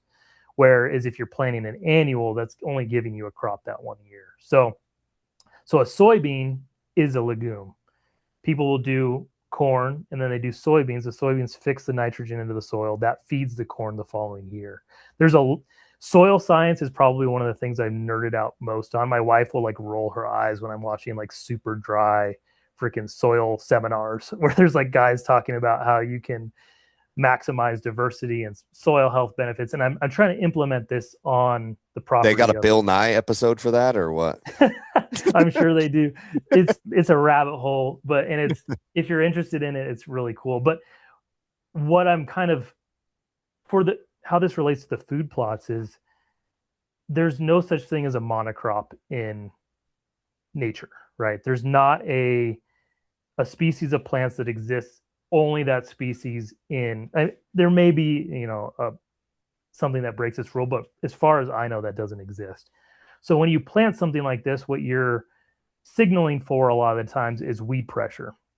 And most people manage that through herbicide use. Like they'll spray, if this alfalfa has, too high of a certain micronutrient in the soil, that can signal a uh, weed to germinate, and then you get that pressure and you have to spray the alfalfa. And a lot of times they make like a glyphosate or Roundup Ready alfalfa, where they bred in resistance to that herbicide so you can kill everything else in the stand, but then you only get alfalfa. The downside is you're usually not that the soil doesn't benefit from that. There's usually huge negatives for the soil. So you're basically deteriorating your soil. And a Mm, lot of the times when you hear like, oh, we only have 30, 50, 70 years left in our soil, is because they're talking about conventional practices that have led to soil degradation.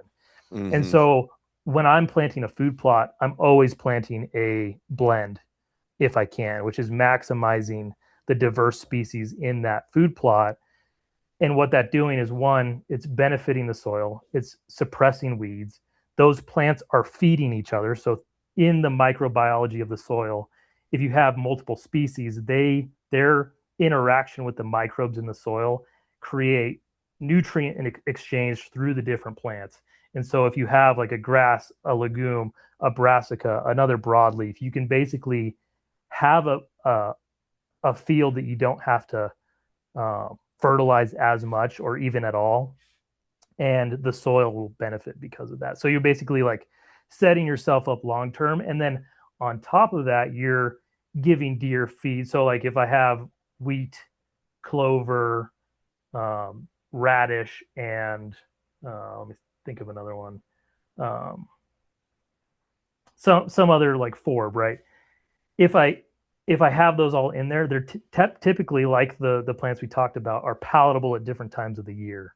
So you basically can optimize a plot to feed deer, as soon as they come out of winter, over summer. Maybe not as much in summer with certain annuals. There are annual rotations where you can put like summer crops that are like those soybean type plants that the deer are going to hammer in the summer. But I'm not as worried about that period, because deer have the most access to feed they're going to have all year in the summer, right? They typically don't need extra food in the summertime. It's mm-hmm. it's great if you have it, you can look at the deer out in your field. But what really is going to like affect you as a hunter is pulling deer in the late season when those other food sources start to like fizzle out. If you have something that the surrounding habitat doesn't, those deer pile in like crazy. And For then sure. on top of that, if you can have something that stays palatable deeper into that winter stress period, you're just going to put those deer in better body condition coming out into the spring. So Mm-hmm. alfalfa is one of those things where, yeah, it's usually planted in a monocrop, but I planted 4 acres of a perennial legume called sainfoin. It's SAINFOIN. It was like a precursor to alfalfa. So before alfalfa got like super popular, this plant was actually preferred by people who were, raising livestock and creating hay, because it doesn't bloat like cattle or horses or sheep or whatever. Where alfalfa can cause bloat, and actually has, if you feed too much of it, can negatively affect the animals. And I think it probably carries over to deer as well, where if they ate too much of it, it would actually be bad for them. Where Mm. sainfoin doesn't have that, and it actually stays palatable longer than alfalfa. The only issue is it's harder to establish, and you can only cut it once a year. So So producers that's went. why people, that's why ranchers and farmers went over to alfalfa. Exactly. And there's kind of been a revival of it in Montana. The soil over there is like really good for producing sainfoin. But in most cases, deer will select for sainfoin over alfalfa, just because even though the protein content is slightly higher, the overall like digestibility and like attractiveness to the deer is higher with the sainfoin. So I planted that with a mix of things. So I have, 3 or 4 different species in this blend with the sainfoin, and then I have an alfalfa blend that has some of those same different species in it. I'm really interested this year. So I just planted it this spring, so we'll see kind of how it comes in. But Did we'll your was your mic on your sweatshirt? oh yeah, thanks I was for gonna say I could tell the got real difference. quiet. Yeah. Switch it out here. It's like Sorry it about sounds that. muffled now. There we go. Yeah, so sainfoin, alfalfa, perennial legumes, super attractive to deer. But again, at the point that it senesces or goes dormant over wintertime, the deer will leave it because it's just not providing anything anymore. So Mm-hmm. this is where I get into the mid mountain. And then if you go back to the beginning, right? If you look at these species on this list, there's a lot of them on this list as well. But again, it's kind of like we talked, that green wave. a lot of these carry over from lowland to mid mountain up to high country, just based off of the signal for them to start growing. So a lot of the same ones there you can look through. This is one of the biggest ones. So I was listening to, did you guys listen to Samong's Mule Deer March or whatever Not yet, podcast no. that he was doing? Mm-mm. Well, he had some interesting guys in there. A lot of them are like Northeast guys that have killed some really big mule deer, and a couple of them mentioned Ceanothus. And Jeff, when you look at this, what do you think of, or Zach? Like, what is it? What is it?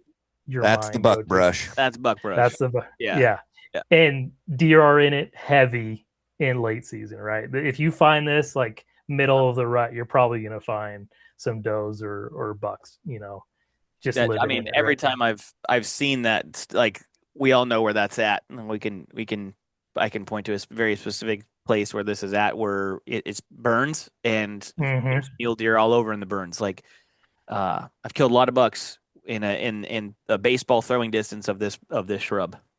Yep, because it is palatable most of the year, and anytime there's a new leaf that pops up, they'll pick it off this thing, and they can eat it like almost year round. So And no thing. Ceanothus, snowbrush, buckbrush is obviously the kind of the more common name of it. It's a pain in the ass to walk through if you ever try to do that. Oh, yeah. Yes. Try sneaking up on an animal, walking through that shit is not. Zach and I once tried to get through this, and it took us like 7 hours to get a quarter mile, Zach. It's the worst thing. And then I went and did it again just because I'm smart. Nice. Like you said, though, in a lot of places where there's kind of, either it's that early successional growth post logging, post burn, that habitat is like primary, the best shit that a deer wants to be in, right? That's if you've ever been like, oh, a deer like to be in old burns. Well, this is why, because that early successional growth, you'll get, fireweed and then like heavier brushes and then young trees and shrubs and forbs all just piling in there, because where there used to be no sunlight to the ground, there now is. And that's what that disturbance is causing. And we can apply this to food plotting, as like if you have a timber stand that's, basically just old dead trees and pine needles, a deer's not utilizing that, right? But if you start opening the canopy, go through there with a mulcher. Unfortunately, we can't burn as easily here as they do back in the East and Midwest. Like some places they can burn every year, because in the wintertime it's like not as much of a risk as it is here. But if we could go through and replicate the natural fire cycle that was here before we started, suppressing fire for however many years, if we could burn every 5 to 7 years and clear out that underbrush and let that early successional growth come back up in the timber, then you'd get like some of the most amount of deer forage that you could put on the landscape in like a go like that. So that's kind of a key. If you can find Ceanothus, there's a good chance you're going to find deer at some point of the year there. And I think if you find like a big stand of this, you may go there, like midsummer, and you don't find anything. Well, they're selecting for something that's a little bit more palatable than this midsummer. But then come mid-October, they're just in it like crazy. So this and sage is kind of the only thing left in that late fall time period. During modern, it's like that's going to provide them. It's not the only thing, Jess. I'm gonna remind you of something you told me. So okay, mountain mahogany. This isn't the reminder, but I'm sure you guys have seen kind of this in sagebrush, and this kind of looks like stuff that's down in the sage, but I don't know. It's a little bit bigger. Again, it's one of those winter food sources. For people over in the Columbia Valley, or areas where they get oak brush, Oregon white oak, that stuff, if we could grow this everywhere, it would be the hard mass produced in the acorns is one, they can eat the young acorn leaves, but then when that mass drops, it's like the best shit for a deer. Like I listen to so much like Midwest whitetail deer stuff now. You'll hear guys talk about having soybeans and corn and all this like badass shit planted for deer. And then the acorn drop happens because they have red oaks, white oaks, all these different oak trees in their forests in the Midwest and East Coast. The Yeah, deer they will just leave. abandon that. Yeah.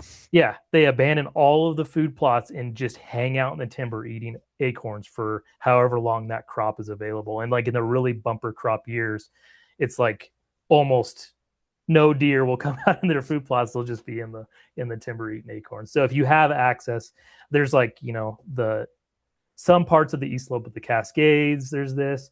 Bears Hmm. will also utilize acorns.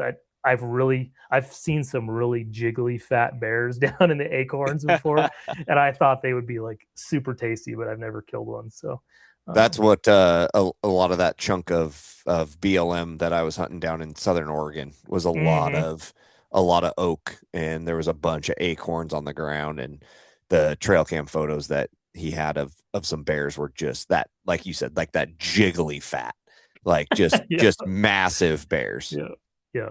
So, I mean, their oaks are pretty slow growing species, so try to protect this habitat if you can. Don't plant it and expect to use it anytime soon. If you have a property and you like are really interested in like the long term value of it, like if it's a family generational property, you can maybe look into planting some Oregon white oak if it fits your region, and then your grandchildren will be able to kill big old bears and bucks off of the acorns. But um, yeah, cool stuff. I haven't use this country as much, but it's pretty close to home, at least in the Yakima area and down as you Hmm. kind of follow that corridor through the Columbia Basin and down through Oregon. So young aspen, this is kind of back to that whitetail. I was talking whitetail habitat. There wasn't that much aspen in there until they logged, but once they logged and selectively didn't cut the aspen, I don't know if you guys know this, but aspen, like that stand is all one plant. Hmm. So the largest living organisms on Earth are aspen stands because every single shoot is as far as I understand it, um, genetically identical to everything else in that stand. All it is a root system that sends suckers up. So when you create space for an aspen, so if there's like one or two aspen trees and everything else around it is choking it out, if you clear that out, the aspen its roots will start to spread out and you'll get suckers coming up from everywhere. That's Hmm. kind of why it's a super shitty I heard landscaping that plant. Because go ahead.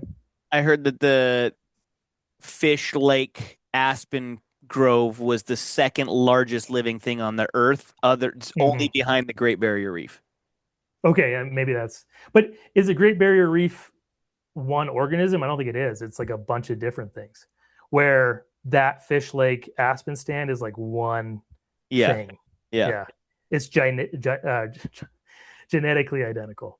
So genetically identical is what I was gonna say. That's so um, crazy. I didn't know that at all. That's yeah, crazy. and Yeah. so each of these shoots, kind of like the service berry or any of those kind of brushy things when it's young and those tender leaves kind of shoot out. Deer and elk both just one they can. Could you see a deer laying down in that?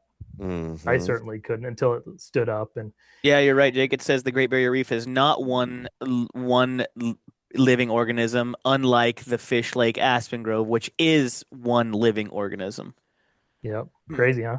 470,000 individual trees or stem is actually genetically identical clone connected to one massive shared underground root system.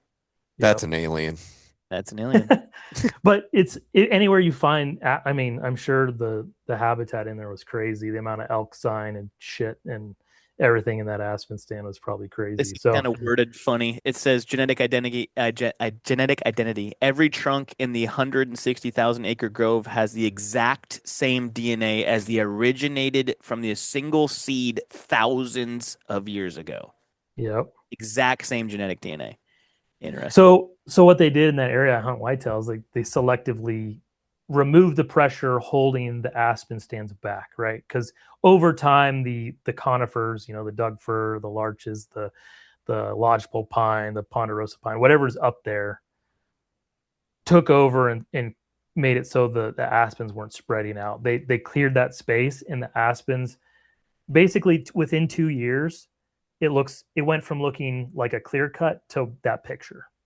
Hmm. Wow.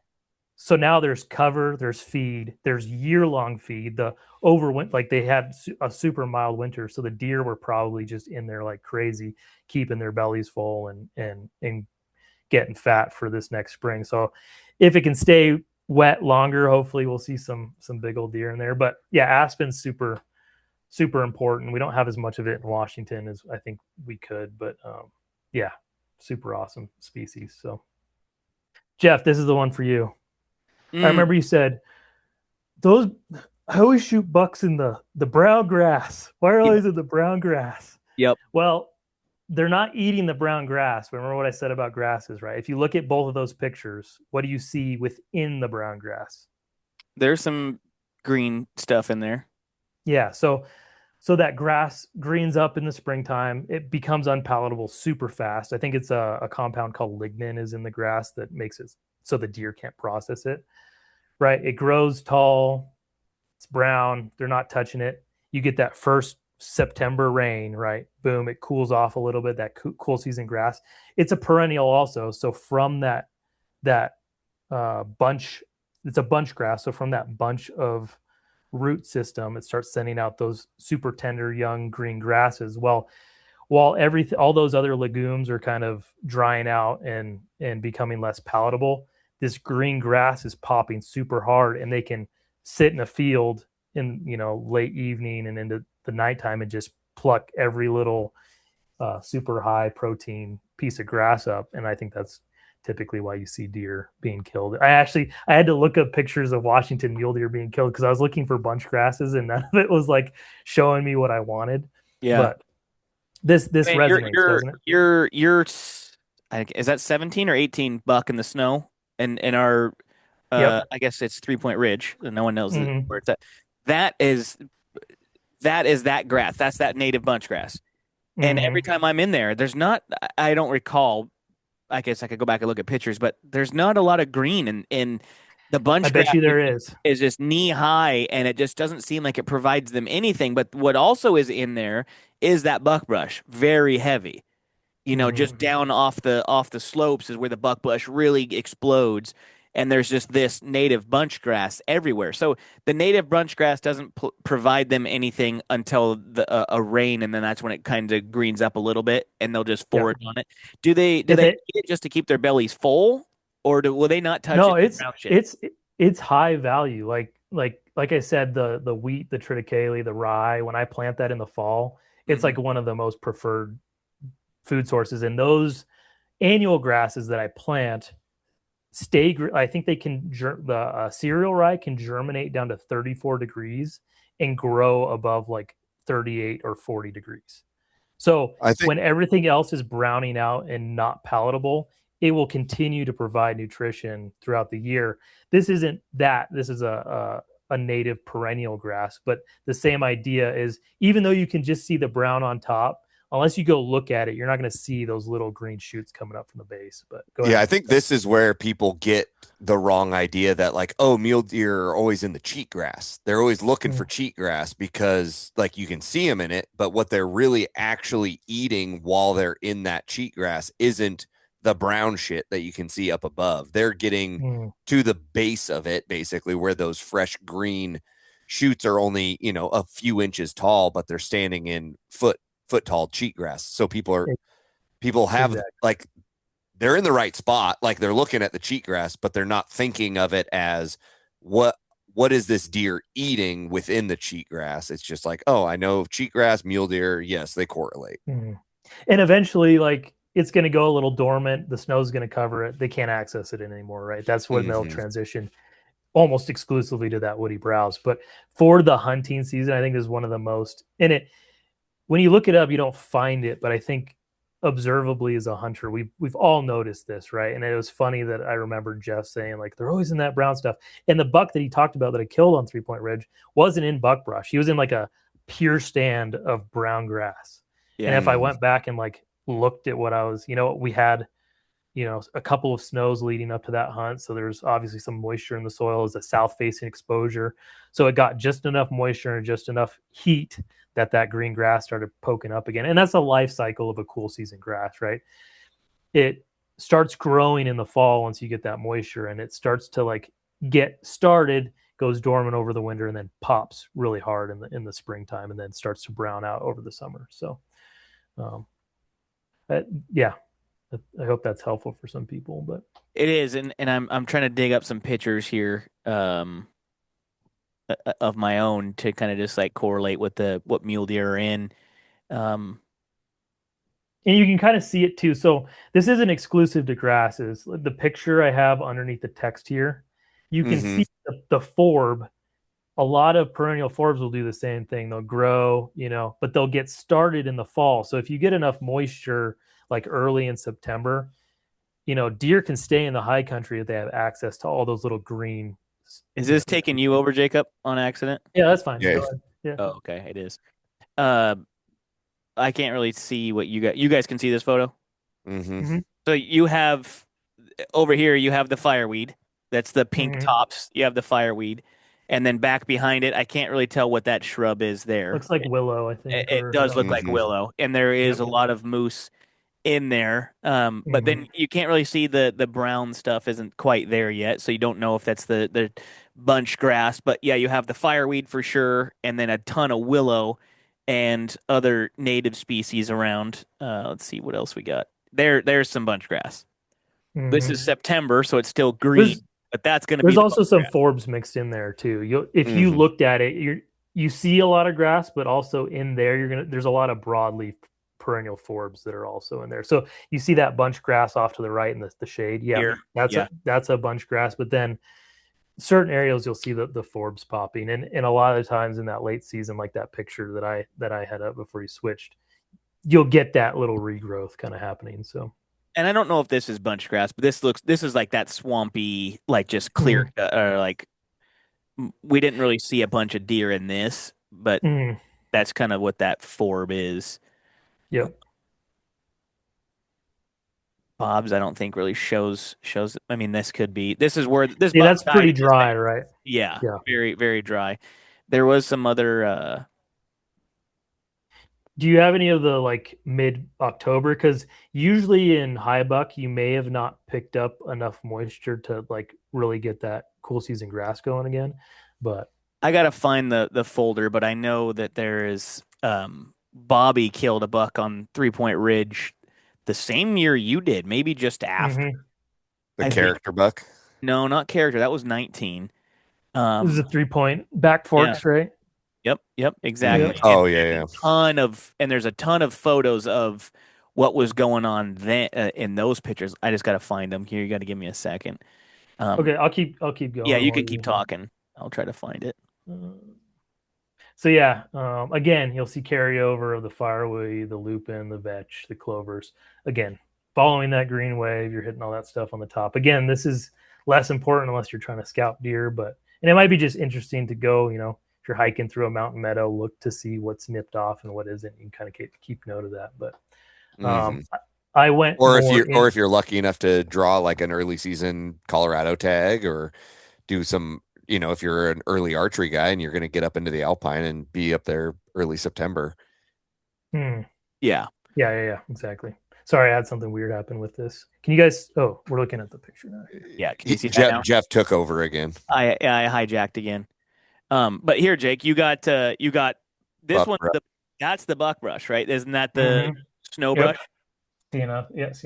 And then there's your bunch grass, and it is Mm-hmm. very much brown. Brown. Like there's, Yep. and this is October, probably 20, Mm-hmm. maybe Yep. even later, and there's not a lot of green going on. And oh, here's a Yep. really good photo of it.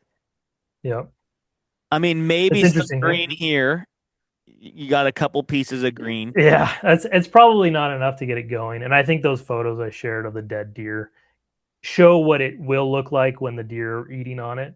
Yeah. But it's So do you interesting. think does your gut tell you he's up here eating buck? Buckbrush? Brush I buck. mean, Brush that's where a deer's interest in food is going to vary widely just depending on what's available. Even like one deer is probably going to be looking for something that's going to fill their nutritional need different than a deer in the same herd, right? So you're going to have to pay attention to that as you hunt and kind of just keep an eye on it. But Yeah. it's hard to say.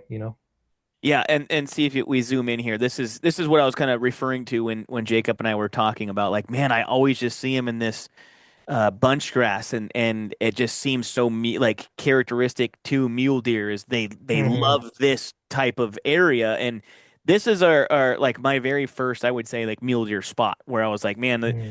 I keep finding mule deer in here. We keep killing them in here, and what is it about it? And here you got some good stuff.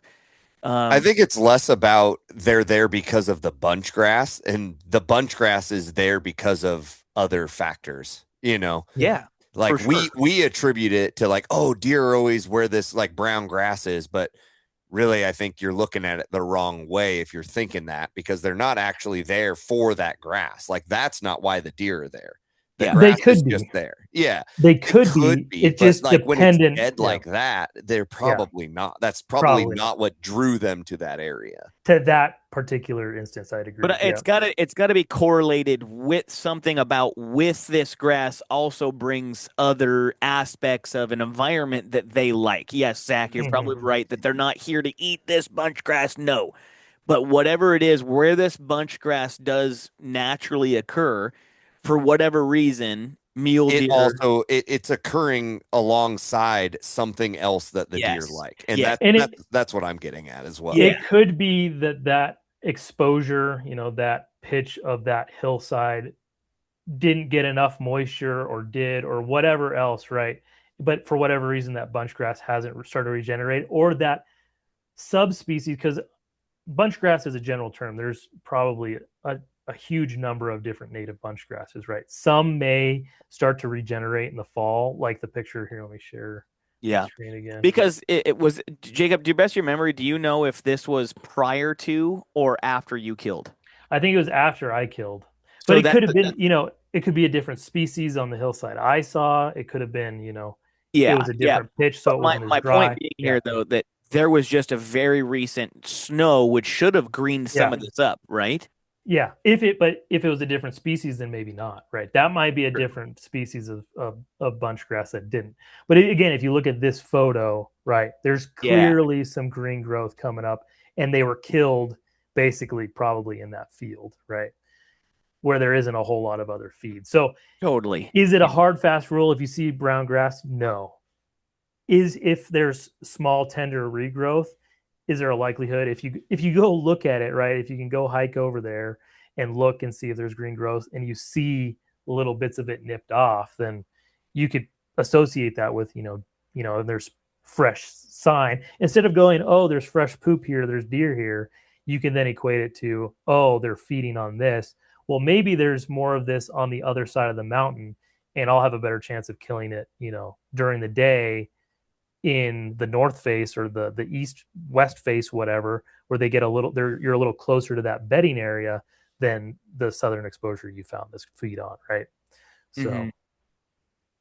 yeah, definitely a consideration.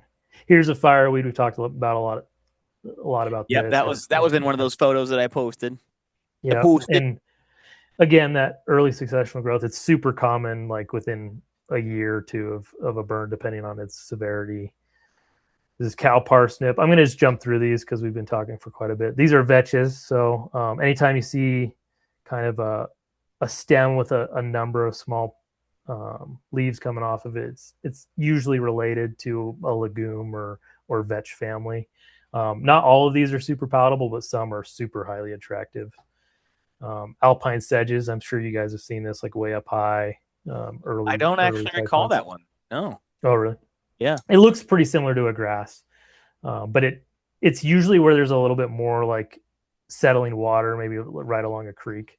Oh, okay. But yeah, I've seen Yeah. that on the west side up in the high stuff before. yep. Clovers again, kind of like the vetches. You have one stem and a number of leaves coming off of it. With clovers, it's a trifoliate, so you get three leaves. Everyone knows a four-leaf clover. They're typically three, and that's how you can. And these flowers are indicative of a clover. And clovers are one of the highest palatability legumes that a deer will feed on. Like the clover for a food plot is probably, it's usually in the conversation of what's the most attractive. And the You hear that Uh, one talked about a lot for a sure. lot. And Well, in the first research I ever did in food plots in Washington State, like on the forums and stuff, people are like, "Oh yeah, just plant clover and they'll be in their heart." And it's true, but there's there's annual clovers, there's biennial clovers, there's perennial clovers, and I really want to like take a look at how to implement those into a food plot strategy. One, so you can plan it and establish it effectively in Washington or in the Intermountain West, in the West in general. I'm not talking just Washington, but where guys can go out and plant at certain times of the year. Other places it may not be. So, for example, a lot of guys will plant a clover blend of annual clovers that grow super fast in like late August, early September. In the Midwest and East Coast, when you do that, that annual clover will get enough growth that it's super palatable to the deer early or in the hunting season that year uh, out there. Where here we a lot of times we don't get enough moisture to germinate a clover or a fall food plot, and you won't get enough growth to one even make it palatable to deer, but two to even though it may have like a pretty good cold tolerance, if it doesn't get established enough, if the root system doesn't get established, if it doesn't get past a certain growth stage, it'll winter kill easier than the listed cold tolerance.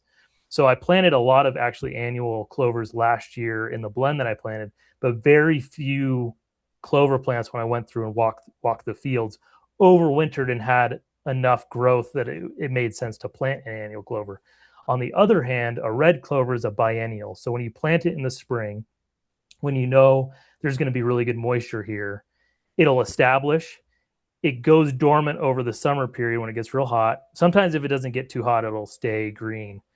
And then when you get that first fall flush, because it's the same plant you planted in the springtime, it'll come back super hard. And the red clover that I planted this year, the deer were in it like super hard. We had bucks in the open field, kind of right at the end of daytime. Nothing, none of the mature deer, but we had 1 and 2 year old bucks cruising for does in this open, clover field in November.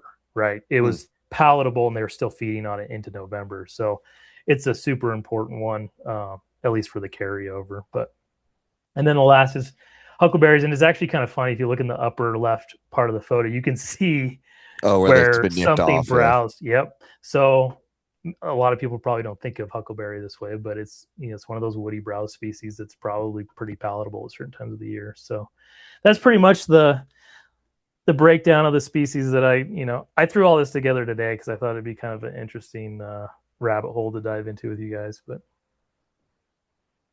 no, I think this was freaking awesome, dude. And I think a lot of people have noticed these things, but didn't know the names and put the faces with the names and can correlate them. Like uh, a ton of that stuff is exactly what we hunt mule deer in, and also kind of correlates over to bears. Like Hmm.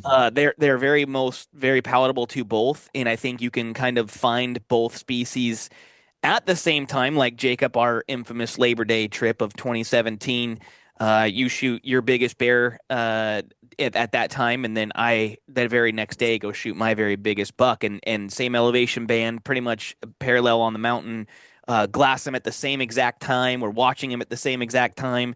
It's a special time. That fall period when everything triggers and it all kind of like lines up. You can very much target bear and high country bucks at the same time and watch them at the same time, and they're eating the very same food sources. So they can, mm-hmm. if you're after bears or if you're after high country bucks, they can correlate over, and it's kind of fun to be more aware of the food sources of these critters that we're chasing. So this was pretty cool, man. Thank you.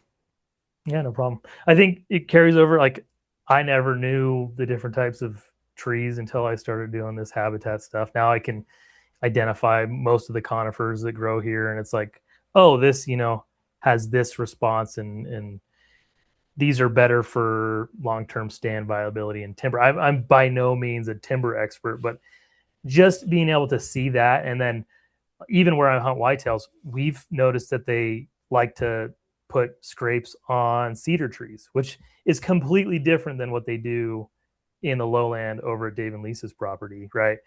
We've noticed that they like fruit trees for the most part, and like kind of shrubbier uh, shrubby or shrub more shrubby branches to use as licking branches Hmm. on their scrapes. Where up in that bigger country, it's like almost all the scrapes we've ever found have been on a cedar. And so when I go to make a mock scrape now, I can cut a cedar branch off, hang it off of a rope or, hang it off of a tree and have a higher chance of getting a deer to utilize that mock scrape than if, I just went out and picked some random branch and threw it on a tree. So definitely carries over a lot more. And it's kind of a bummer because I've, been in Hawaii and haven't been able to like implement any of this stuff. Like I'm by no means a master of implementing this knowledge, but I hope to utilize it, and start as I have more time to, not have to pay $1,000 to fly back from Hawaii every time I want to come home. So I Yeah, I think. think. Go ahead, Zach. Oh, I was gonna say, I think a lot of this stuff is something that a lot of hunters, and me included, have like overlooked, like adding this level or this style of knowledge to like your bank of information when it comes to hunting. Like we said, we just look at it and go, oh, there's brown grass, like mule deer like brown grass, and it's like you can take it just that 1-2 step deeper into like, okay, why do they like it? What is it about it that's actually attracting them? Same thing with buckbrush or, any of those types of things. You can look at it and go, yeah, I know that I see deer in there, but why are you seeing deer in there? And what times of year are they truly utilizing that actual plant as like a food source? And I don't think that a lot of people, for deer in particular, necessarily target food sources. Like for bears, that's all we worry about is a food source. For Yeah. elk, pretty much all you're worrying about is food sources and like bedding areas, maybe water and things like that. But for deer, it's so much more of like I'm just going to sit back and glass everything game Hope to get lucky. and hope to pick them out. But if you know what types of features and what types of brush or whatever that they're going to be utilizing the time of year that you're hunting, you can hone in your glassing and make yourself that much more effective rather than just trying to scan an entire hillside. You can really look at the pockets and go, this is where I expect to see a deer. This is where I expect to see a deer, or this. Or scouting, summer scouting. Mm-hmm. Even if you see a species that they're not using at that time, like if you find this, perfect little saddle where they have water and cover, and then a hidey hole area where they feel comfortable coming out in the daylight and feeding on something that's going to be palatable in October, then you can like have a higher chance of seeing a deer there versus just like you said, finding a place to glass and maybe glassing the wrong shit at the wrong time. Because I know we've spent countless hours looking at a hillside that we could see into great, but the deer weren't going to be in there then for any reason because there wasn't anything for them there. So and I think there's also times where you are glassing the right things and there's just no deer. So it can't for like Jacob and Zach or Jacob and Bob. What year was that? When was that? 21. Modern of 21. You guys were way up in the snow, and I was down low, and I was seeing deer and seeing bucks, and you guys stayed up there for like 3 days, and just like, what'd you guys see? Like 4 does? You're like, all right, I'm coming down, and you I guys don't even know if we saw that many deer. you guys were in the right spots. Keep in mind that year, what did we have in 2021? A drought. It was a very bad drought. Yeah. Did those food sources up high brown out and become less palatable earlier, like in 2015? Same thing. Did the deer move out of the high country earlier, even without snow? This is a question I don't have the answer to. But what we observed is, they weren't in years where they were up there. Yeah. They were up there and it seemed the same. But that year they weren't. And where you were hunting down low, it was like there's freaking deer everywhere, right? Yeah. And so that's when we found my favorite, like one of my favorite spots where Janie killed her buck last year. That's when I found that spot. And that's when Travis Ferris killed that like borderline 180 down low on opening day. Opener was the October 17th back then. So that year it was a week later. and then you already had like 180 migratory bucks down low. It's like, what the heck happened? So to Jacob's point, what was it that caused all those deer on a normal year, Jacob? Maybe you guys would have seen a bunch of bucks up high. You Mhm. guys stuck with it. You were in the right areas. We know that that's a good country to be hunting at. It's very difficult to correlate all these different things and try to figure out where and why they are where they are. So to Mhm. Zach's point, Hmm. Yeah, cool. I think yeah, we we hit it. Do smashed this one. you guys have time to go any further? I know we beat this to death, so I've got Uh, more if you guys want it.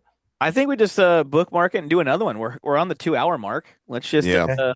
Let's just do another one and keep this.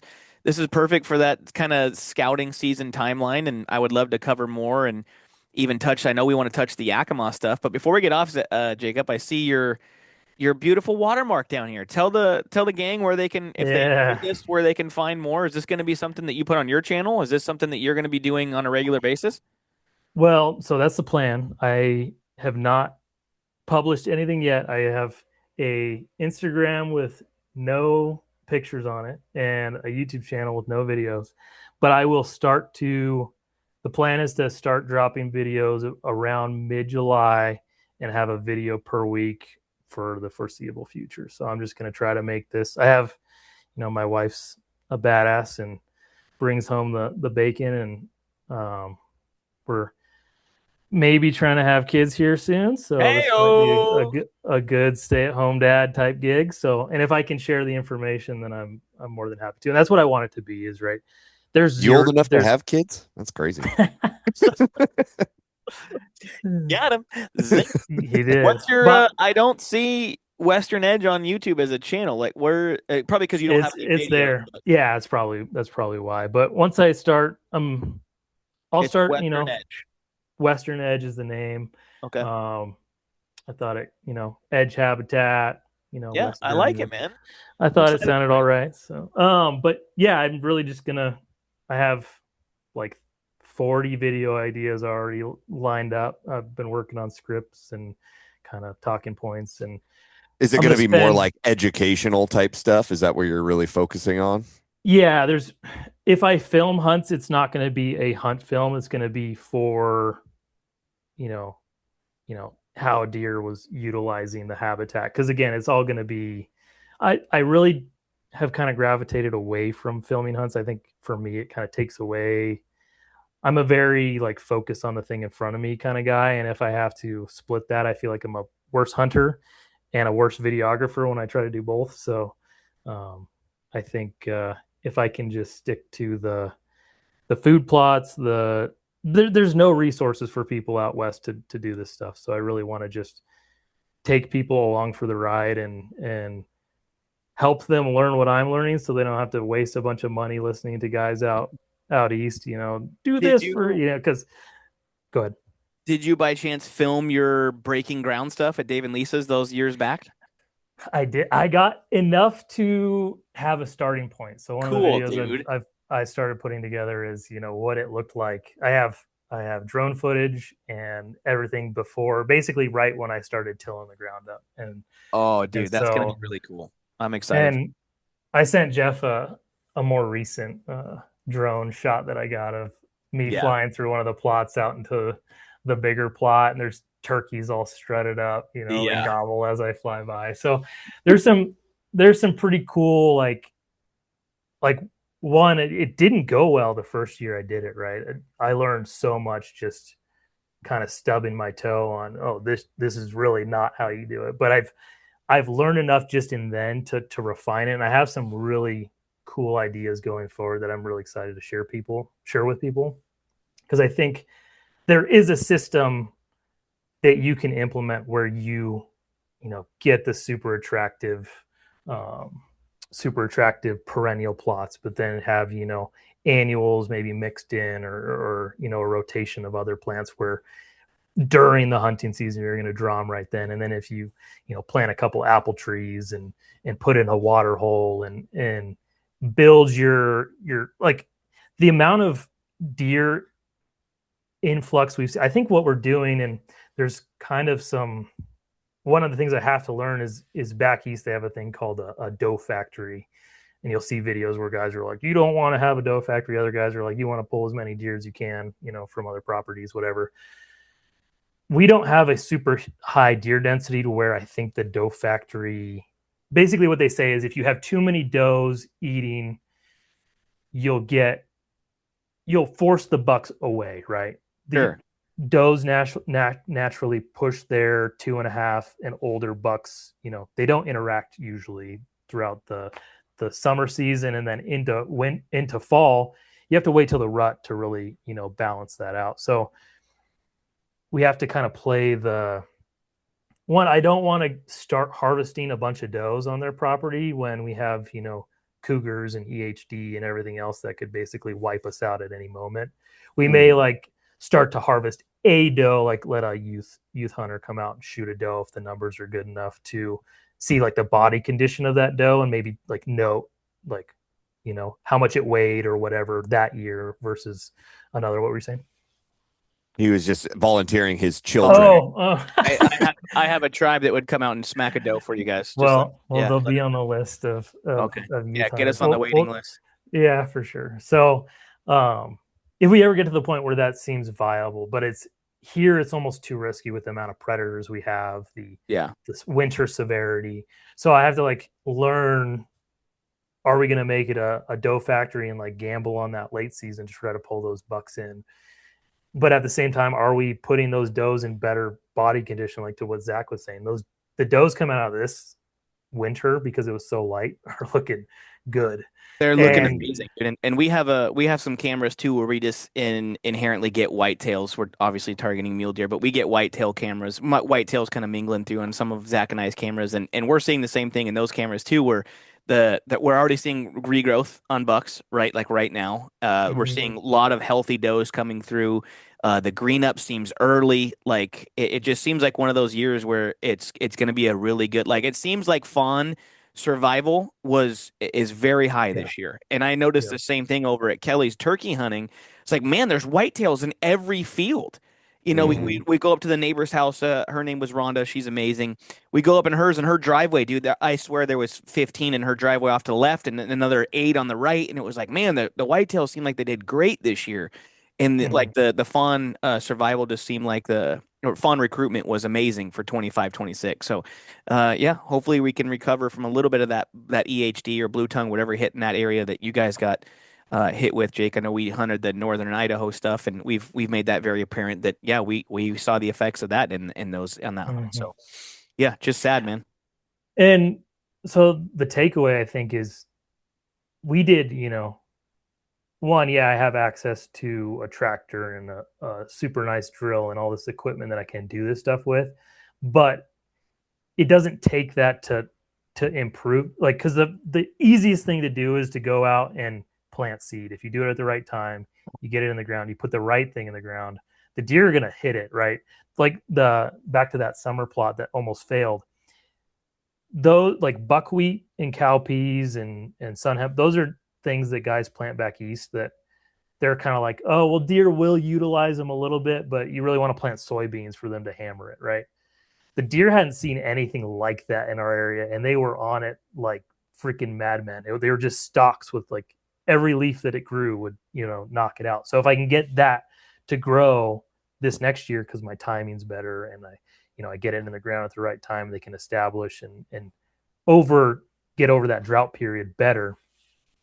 Just doing that, even if you only have an acre or 2 acres that you can put a food plot on, you probably don't even have to have more than 10, 15 acres if you have the right habitat, the right deer movement, the right bedding locations to make your property that much better than the properties around yours. And there's a number of people out here that I think that would be interested in doing something like that. And it takes a little sweat equity. You got to clear some trees, maybe rent some equipment for a day, maybe talk to some of your friends that have surrounding properties and go in on a piece of equipment together that you guys can share instead of, having to upfront. You can convince local conservation districts. Like rentals, man. You can always just rent an excavator or a little bobcat or something like that for a day and or, a weekend, and you can make your piece of land produce for several years off of exactly. You just got to clear the land once. After that, it's just